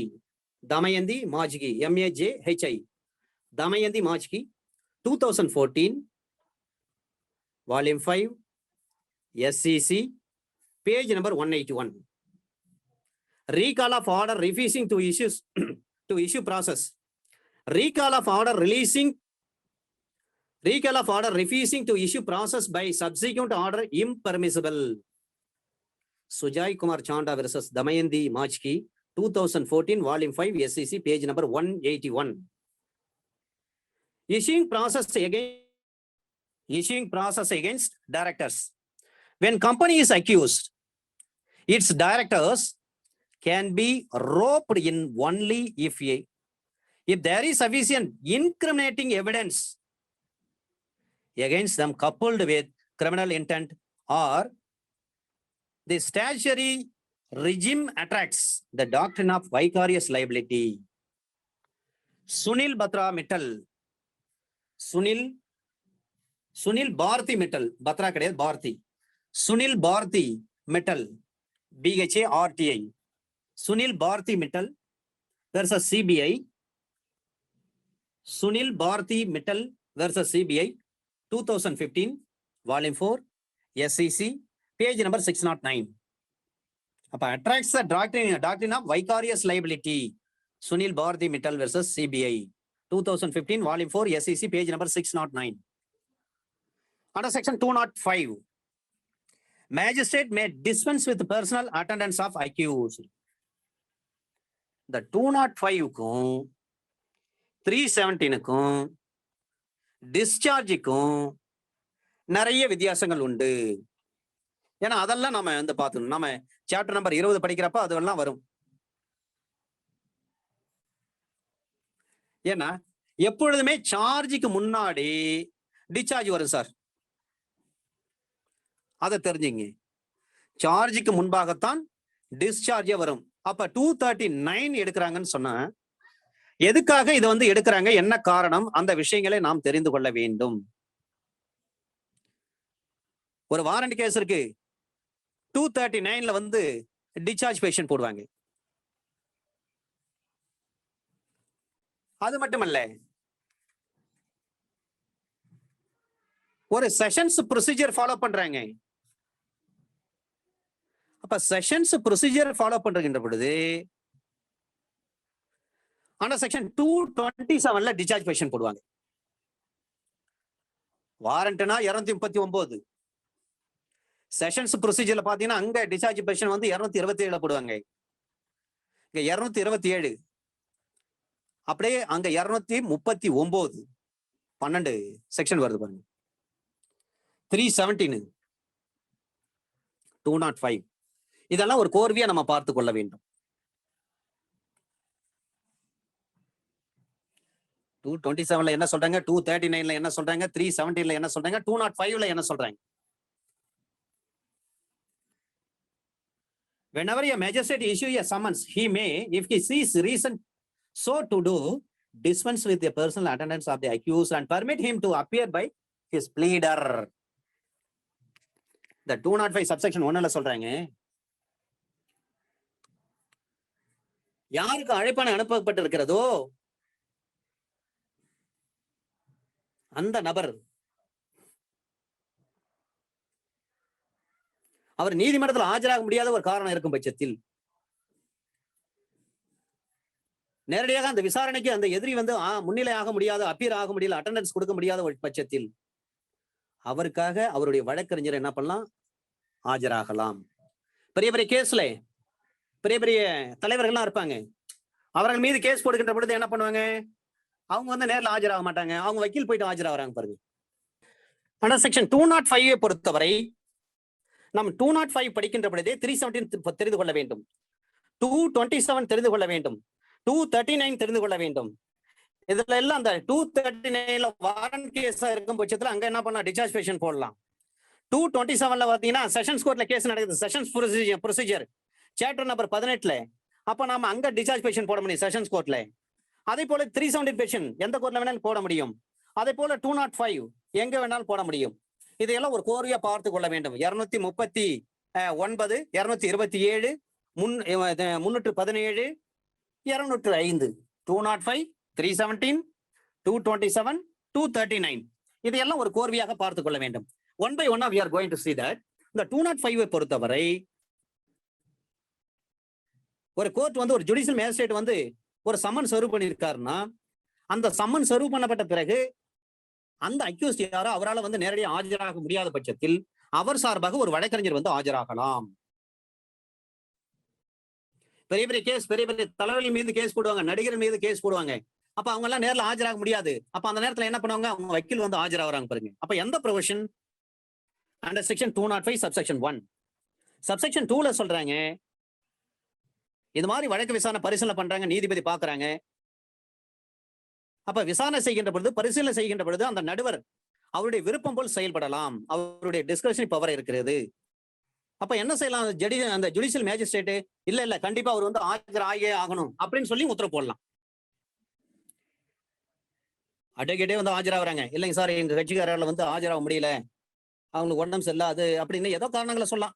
Cinema நடிகரா இருக்க, பிரபல cinema நடிகரா இருக்காரு, ஒரு shooting போயிட்டாருங்க, அதனால வந்து பல கோடி ரூபா அவரை நம்பி வந்து பல கோடி ரூபா இன்வெஸ்ட் பண்ணியிருக்காங்க. அவர் வந்து இங்க ஆஜராக பட்சத்துல ஒரு நாள் வந்தா கூட சரி எத்தனை கோடி ரூபா லாஸ் ஆயிடுங்க, அவர் கால் ஷீட் இப்போ வந்து வர்றதுக்கு டைமே இல்லைங்க, அதனால நாங்க ஆஜராகிறோம். ஒரு நடிகருக்காக ஆஜராகலாம், அதே போல ஒரு கட்சி தலைவருக்காக ஆஜராகலாம். இப்ப பெரிய பெரிய இண்டஸ்ட்ரியலிஸ்ட் இருக்காங்க, அவங்களுக்காக ஆஜராகலாம். யாரு, வழக்கறிஞர் ஆஜராகலாம். இது அண்டர் செக்ஷன் 205 சப்செக்ஷன் 1.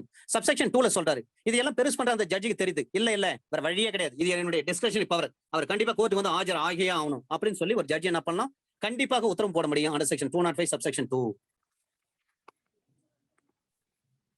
ஒரு பிரைவேட் கம்ப்ளைண்ட் கொடுத்திருக்காங்க,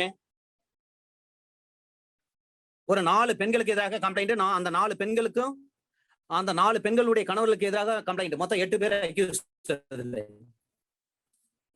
பிரைவேட் கம்ப்ளைண்ட் போட்டாங்க, எல்லாருக்கும் சம்மன் போயிருக்கு. அந்த நேரத்துல அந்த 4 குடும்ப பெண்களுக்கு எதிராக போடப்பட்ட வழக்குகள்ல அந்த 4 பெண்களும் ஆஜராக வேண்டிய அவசியம் கிடையாது சார், நாங்க 4 ஜென்ஸ் நாங்க மட்டும் ஆஜராகிறோம் சார் அப்படின்னு சொல்லி அவங்க கோர்ட்ல கேட்க முடியுமானா கண்டிப்பா கேட்க முடியும். 205 பொருந்துமானா 205 சிஆர்பிசி பொருந்தும். 1956 வால்யூம் 2 MLJ பேஜ் நம்பர் 74 இந்த வழக்குல தான் சொல்றாங்க, 4 பெண்களுக்கு எதிராகவும் அந்த 4 பெண்களுடைய கணவருக்கு எதிராகவும் பிரைவேட் கம்ப்ளைண்ட் போடப்பட்ட பிறகு அந்த 4 பெண்களுடைய கணவர்கள் என்ன சொல்றாங்கன்னா கோர்ட்ல, எங்க வீட்டுக்கார அம்மா வரமாட்டாங்க, எங்க மிஸ்ஸஸ் வந்து கோர்ட்டுக்கு வர முடியாதுங்க, அவர்களுக்கு பதிலாக நாங்க கோர்ட்ல ஆஜராகிறோம்னு சொன்ன பிறகு நீதிமன்றம் அதை அனுமதித்தது. Under section 205 subsection 1 படி court was permitted. 1956 volume 2 MLJ page number 74. ஏன்னா பிரைவேட் கம்ப்ளைண்ட் நம்மகிட்ட வருதுன்னு சொன்னா நம்ம என்ன பண்ணலாம், அப்ப அட்வொகேட் சொல்லலாம், சார் 10 பேர் பேர்ல கேஸ் போட்டிருக்காங்க, அதுல 5 லேடிஸ் வந்திருக்காங்க, இல்ல 3 லேடிஸ் பேர்ல இருக்கு, அவங்களுக்கு பதில் நீங்களா ஆஜரான்னு சொல்லி நாங்க ஒரு பெட்டிஷன் போட்டு அதுல கோர்ட்ல ஆர்டர் வாங்கி தர முடியும். அப்ப நீங்க இந்த கோர்ட் செலவு பார்த்துக்கணுமா, அதுக்கு ஃபீஸ் கொடுத்தீங்கன்னா நான் செய்வேன் அப்படின்னு சொல்லி நம்ம என்ன பண்ண முடியும், கிளைண்ட் கிட்ட சொல்லி நல்ல ஃபீஸ் வாங்கலாம். அதுக்கு 205 சப்செக்ஷன் 1 அது கை கொடுக்கும். அப்ப இந்த சட்டப்பிரிவுகள்லாம் கொஞ்சம் சற்று நன்றாக நாம் தெரிந்து கொண்டால் பிராக்டிஸ்க்கு நம்மளுக்கு யூஸ் ஆகும். அதை போலவே நீங்க டைஸ்ல உட்காந்துருக்கீங்கன்னா இதெல்லாம் நீங்க வந்து எக்ஸசைஸ் பண்ணுவீங்க. அதனால்தான் இந்த செக்ஷனுக்கெல்லாம் ரொம்ப முக்கியத்துவம் கொடுத்துதான் ரொம்ப டீப்பா போறோம் நம்ம இது உள்ள. 1956 வால்யூம் 2 MLJ பேஜ் நம்பர் 74.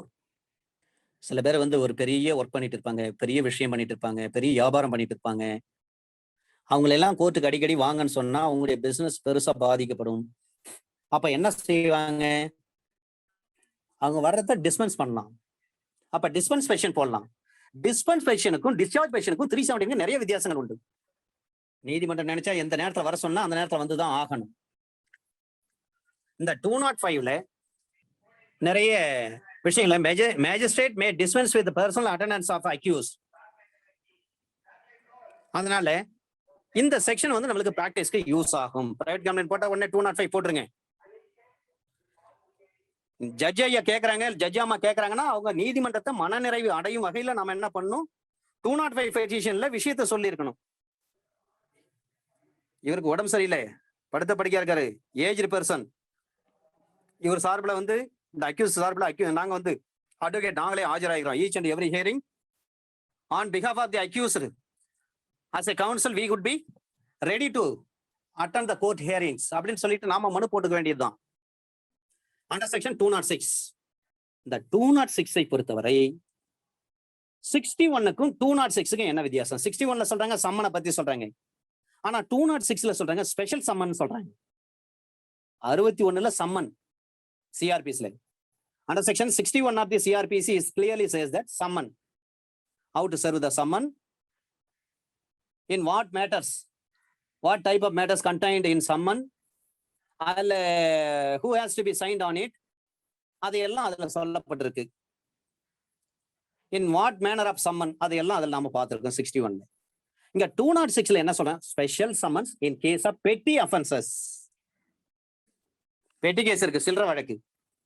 ஒரு சில்லறை வழக்குகளில் தனிப்பட்ட அழைப்பானை எப்பொழுதே அனுப்பப்பட முடியும். பெட்டி கேஸ் இருக்கு, நிறைய பெட்டி கேஸ் போடுவாங்க. சாதாரணமா ஒரு குற்றத்தை வந்து விசாரணைக்கு எடுத்துக்கிற ஒரு நடுவர் அவருடைய கருத்தின்படி பாத்தீங்கன்னா அண்டர் செக்ஷன் 260 வருது. Chapter number 18, 19, 20, 21, 21 capital A. Sessions procedure, warrant procedure, summon procedure, summary, plea bargaining, இதை மறக்கவே கூடாது நீங்க.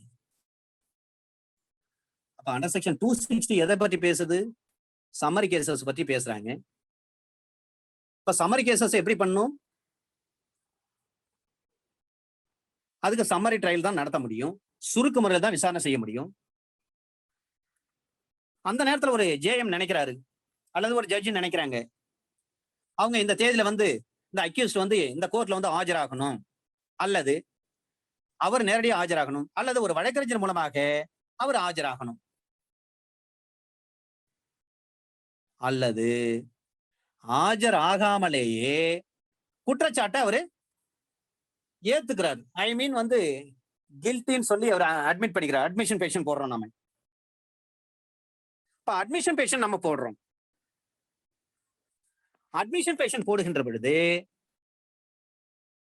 ஒரு குறிப்பிட்ட அபராத தொகை என்னவோ அந்த தொகையை வந்து குறிப்பிட்ட தேதிக்கு முன்பாக அவர் செலுத்திடணும். அப்ப செலுத்துறாருன்னா என்ன அர்த்தம்? பை போஸ்டல்லே அனுப்பலாம். இந்த 206ல சொல்லப்பட்ட ஒரு புதிய விஷயங்கள் என்னன்னா, பழைய சிஆர்பிசி கோட்ல பாத்தீங்கன்னா போஸ்டல் மூலமா நாம வந்து ஒரு கில்ட்டி மெமோ அனுப்பி அதுக்கான ஃபைன் அமௌண்ட் அனுப்ப முடியாது, அட்மிஷன் பெட்டிஷன் போட முடியாது, போஸ்டல் மூலமாக நம்ம என்ன பண்ண குற்றத்தை ஒத்துக்க முடியாது. ஆனா அந்த புது சிஆர்பிசி 1973 சிஆர்பிசில அது உண்டு. அப்ப மணி ஆர்டர் அனுப்பலாம், எம்ஓ அனுப்ப முடியும் போஸ்டல்ல. ஒரு குறிப்பிட்ட தேதிக்குள்ள உங்க மேல வந்து பெட்டி கேஸ் போட்டுருக்கு, அந்த பெட்டி கேஸ் ஒத்துக்கிறீங்களா? ஒத்துக்கிறேங்க ஐயா. தபால் மூலம் ஒத்துக்கினாரு. அப்ப மணி ஆர்டர் என்ன பண்ணும்? எம்ஓ அனுப்பணும். எம்ஓ வந்து எது அனுப்பலாம்? பை போஸ்ட்லயே அனுப்பலாம். அல்லது வழக்கறிஞர் மூலம் அவர் வந்து அட்மிஷன் பெட்டிஷன் போட்டாருன்னு சொன்னா அந்த குற்றத்தை ஒத்துக்கின என்ன பண்ணலாம்? அவர் பணத்தை செலுத்த வேண்டும். அந்த அபராத தொகை எவ்வளவோ அவ்வளவு செலுத்தணும். இதெல்லாம் பெட்டி கேசஸ்க்கு பொருந்தும்.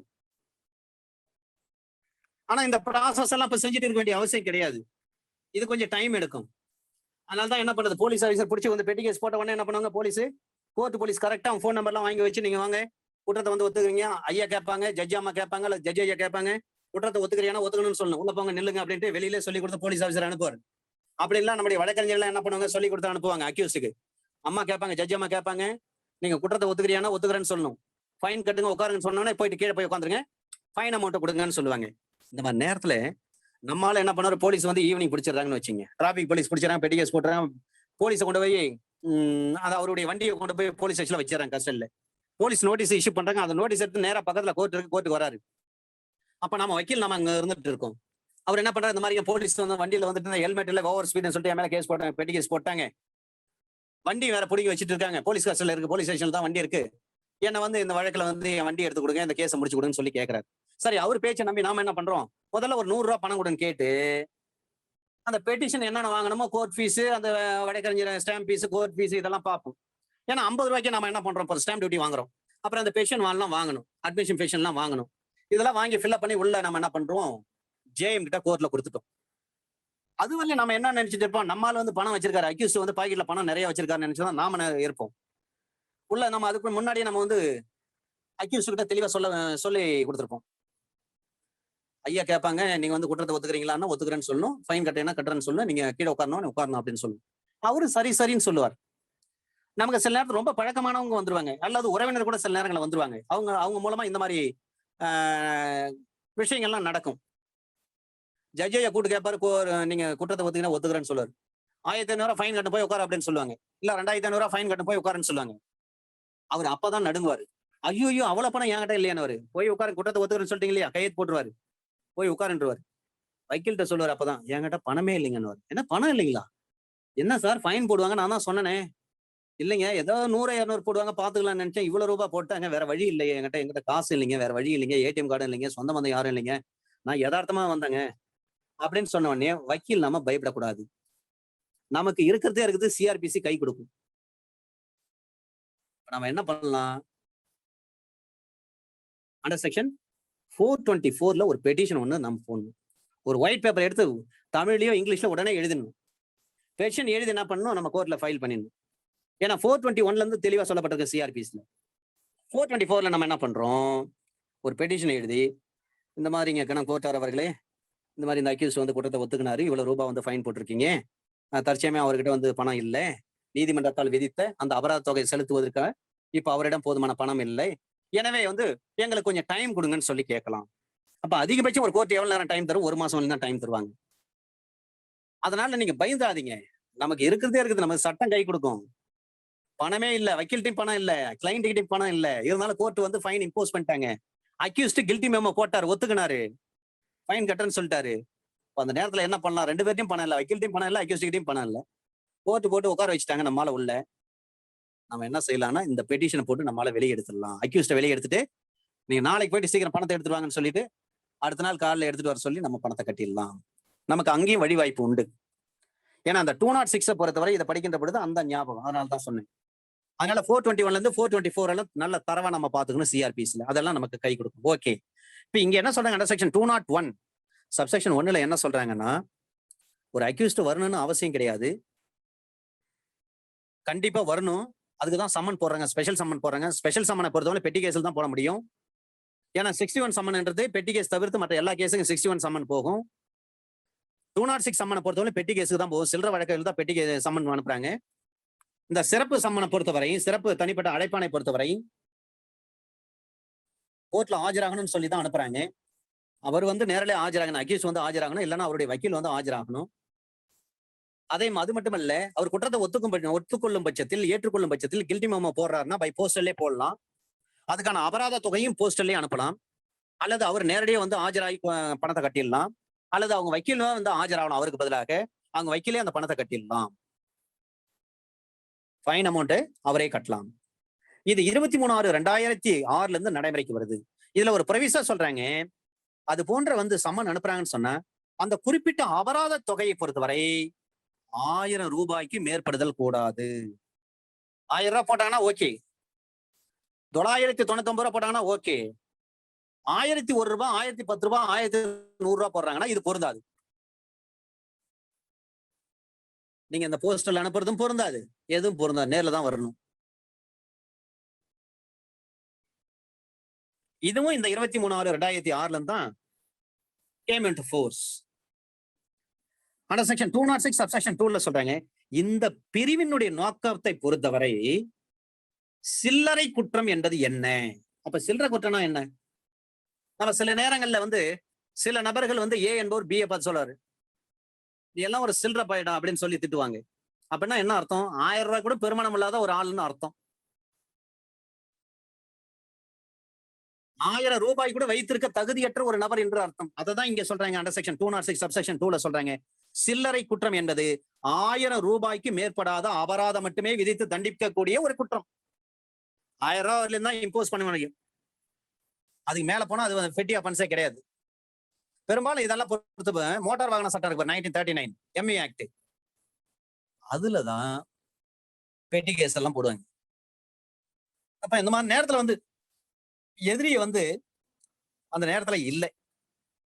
இப்ப எதிரி அவரே வந்து இல்லாத நிலையில யார் குற்றம் செய்ததாக ஒப்புக்கொள்கிறார்களோ, குற்றம் செய்தாக ஒரு கில்ட்டி மெமோ போட்டாரு, அட்மிட் பண்ணிக்கிற அட்மிஷன் பெட்டிஷன் போட்டாரு, அதன்படி தண்டனை தீர்ப்பு அவருக்கு வந்து சொல்றாங்க,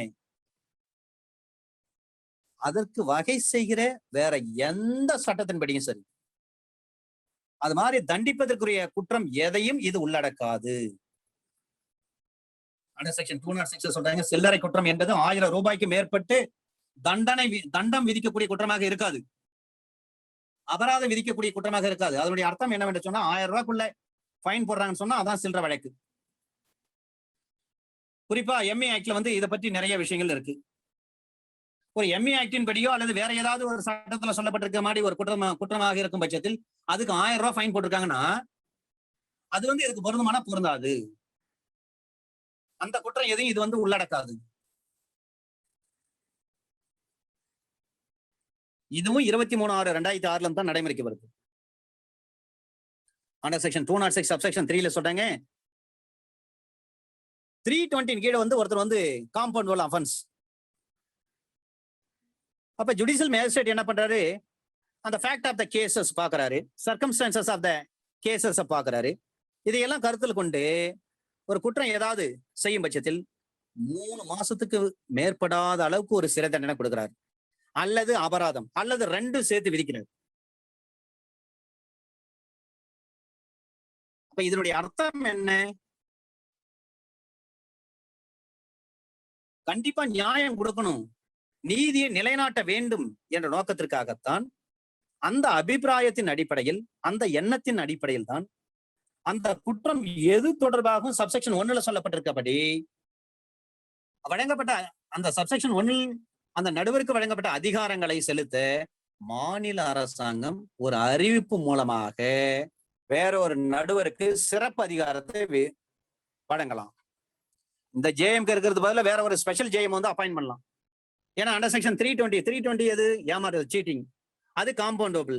அப்ப அதுக்கு 3 மாசம் வரை ஜெயில் கொடுக்குறாங்க, அல்லது அபராதம் விதிக்கிறாங்க, அல்லது 2 சேர்த்துமே விதிக்கிறாங்க. இது எதுக்காகனா நீதியை வந்து நிலைநாட்ட வேண்டும். அப்ப இதன்படி சப்செக்ஷன் 1 அண்டர் செக்ஷன் 206 சப்செக்ஷன் 1 சொல்லப்பட்ட விஷயத்தின்படி ஒரு மாநில அரசாங்கம் நினைத்தால் வேற ஒரு நபர்களை வந்து என்ன பண்ணலாம், ஆக்ட் பண்ணி நீங்க வந்து விசாரித்து நீங்க தண்டனை கொடுங்க, நீங்க அபராதத்தை வசூல் பண்ணுங்க அப்படின்னு சொல்லி வேற ஒரு நபருக்கு அந்த அதிகாரத்தை வழங்கலாம். இது ஒரு எக்ஸ்பிளனேஷன் கொடுக்குறாங்க. தொழிலாளர் நல சட்டம் இருக்கு, அந்த தொழிலாளர் நல சட்டம் எதை பற்றி சொல்கிறது? ஏன்னா தொழிலாளர் நல சட்டத்துல வந்து ஃபைன் மட்டும் இம்போஸ் பண்ண முடியும், அபராதம் மட்டும் விதிக்கப்படும். அது போன்ற வழக்குல வந்து ஒரு மேஜிஸ்ட்ரேட் ஒரு குறிப்பிட்ட தொகையை, அந்த அபராத தொகையை குறிப்பிட்டு அந்த தொகையை நீங்க மணி ஆர்டர் மூலமா நீங்க அனுப்பலாம் அப்படின்னு சொல்லி அக்யூஸ்டுக்கு என்ன பண்ணலாம், உத்தரவு போடுறாருன்னு வச்சுக்க. அந்த உத்தரவுப்படி அந்த குற்றவாளி அபராத தொகை நீதிமன்றத்துக்கு அனுப்பணும். இல்லைன்னா அப்படி அவர் வந்து அபராத தொகை வந்து அனுப்பாத போது அவர் என்ன பண்ணலாம், கைது செய்வதற்கு ஒரு வாரண்டை இஷ்யூ பண்ணலாம். ஏன்னா லேபர் ஆக்ட் படி வந்து ஒரு ஃபைன் போட்டுட்டாங்க, அப்ப அந்த ஃபைனை கட்ட சொல்றாங்க, நீங்க போஸ்ட்லயே அனுப்புன்னு சொல்றாங்க. இவர் போஸ்டல் அனுப்பல, அப்ப என்ன பண்ணலாம், ஒரு வாரண்ட் போட்டு அவர் அரெஸ்ட் பண்ணிடலாம். சாதாரண வழக்கா இருந்தா குற்றவாளிக்கு பதிலா வந்து என்ன பண்ணலாம், அந்த குற்றவாளி நீதி அவர் சார்பில் வந்து ஒரு வழக்கறிஞர் ஆஜராகலாம், ஒரு வக்காலத்து அஃபிடவிட் மனு எது வந்தாலும் சரி அது தாக்கல் செய்யலாம், குற்றத்தை ஒப்புக்கொள்றாரு அப்படின்னு சொல்லலாம். அதனால வந்து அபராதத்தை நாங்க செலுத்துறோம், அப்ப குற்றவாளிக்கு தண்டனை அளிக்க இருப்பதாக இருந்த நீதிமன்றம் என்ன பண்ணலாம், சொல்லுகின்ற பொழுது அந்த குற்றவாளி என்ன பண்ண நீதிமன்றத்துக்கு வர செய்யணும். இல்லைங்க, நீங்க அஃபிடவிட் போட்டீங்க, வக்காலத்து போட்டீங்க, மனு போட்டிருக்கீங்க, சாதாரண வழக்கா இருந்தாலும் பரவாயில்ல, குற்றவாளிக்கு பதிலாக என்ன பண்ணலாம், அவர் சார்பில் வந்து ஒரு வக்கீல் வந்து ஆஜராகி அந்த குற்றத்தை ஒப்புக்கொண்டு அபராதத்தை செலுத்தலாம். அப்படி இல்லைன்னா அந்த குற்றவாளிக்கு சிறை தண்டனை அளிக்க இருப்பதாக அந்த நீதிமன்றம் கருதுகின்ற பொழுது அந்த குற்றவாளி என்ன பண்ணும், கோர்ட்டுக்கு வர சொல்லுவாங்க. இதுதான் எக்ஸ்பிளனேஷன். எக்ஸ்பிளனேஷன் 1 சொல்றாங்க, ஒரு தொழிலாளர் நல சட்டத்தின் அடிப்படையில் ஒருத்தருக்கு வந்து ஒரு ஃபைன் போட்டாங்கன்னு சொன்னா அந்த ஃபைனை வந்து நீங்க தபால் மூலமா அனுப்புங்க அப்படின்னு கோர்ட் சொல்றாங்கன்னு சொன்னா அதுக்கு அந்த உத்தரவுக்கு கீழ்ப்படிஞ்சு என்ன பண்ணும், அந்த தொழிலாளர் என்ன பண்ணும், தபால் மூலமாக அந்த அபராத தொகையை அனுப்பி வைக்கணும். அனுப்பி வைக்கலாம் அந்த நபரை அரெஸ்ட் பண்றதுக்கு வாரண்ட் இஷ்யூ பண்ணுவாங்க. எக்ஸ்பிளனேஷன் 1. எக்ஸ்பிளனேஷன் 2ல என்ன சொல்றாங்கன்னா, சாதாரணமான வழக்குகளை பொறுத்தவரை ஒரு வக்கீல் என்ன பண்ணலாம், ஆஜராகி அவர் அஃபிடவிட் மனு தாக்கல் செய்து அந்த அபராத தொகையை அவர் செலுத்தலாம். அல்லது அந்த குற்றவாளி என்ன பண்ணணும், அந்த குற்றவாளிக்கு தண்டனை கொடுப்பதா அந்த கோர்ட் நினைச்சிட்டாங்கன்னா அந்த குற்றவாளியை நேரடியாக அக்யூஸ்ட் நேரா கோர்ட்டுக்கு வாங்கன்னு சொல்லி ஒரு உத்தரவு போடலாம். இதுதான் அண்டர் செக்ஷன் 206. இந்த 206ல இந்த 2005ல வந்த அமெண்ட்மெண்ட் மிக மிக முக்கியம் சார். அதுல என்ன சொல்ல, provisions of section 206 are meant to enable a quick disposal of petty cases. இந்த பெட்டி கேஸ் சில்லற வழக்கெல்லாம் சீக்கிரமா முடிக்கணுன்றதுக்காக தான் இதை கொண்டு வராங்க. And to reduce congestion in the court of magistrates, since the value of the money has gone down considerably, this clause seeks to amend subsection 1 of the section to raise the limit of fine that can be specified in the summons from 100 rupees to 1000 rupees. 100 ரூபாயிலிருந்து 1000 ரூபாய் வரை. இதான் அந்த 2005 அமெண்ட்மெண்ட்டினுடைய விஷயம்.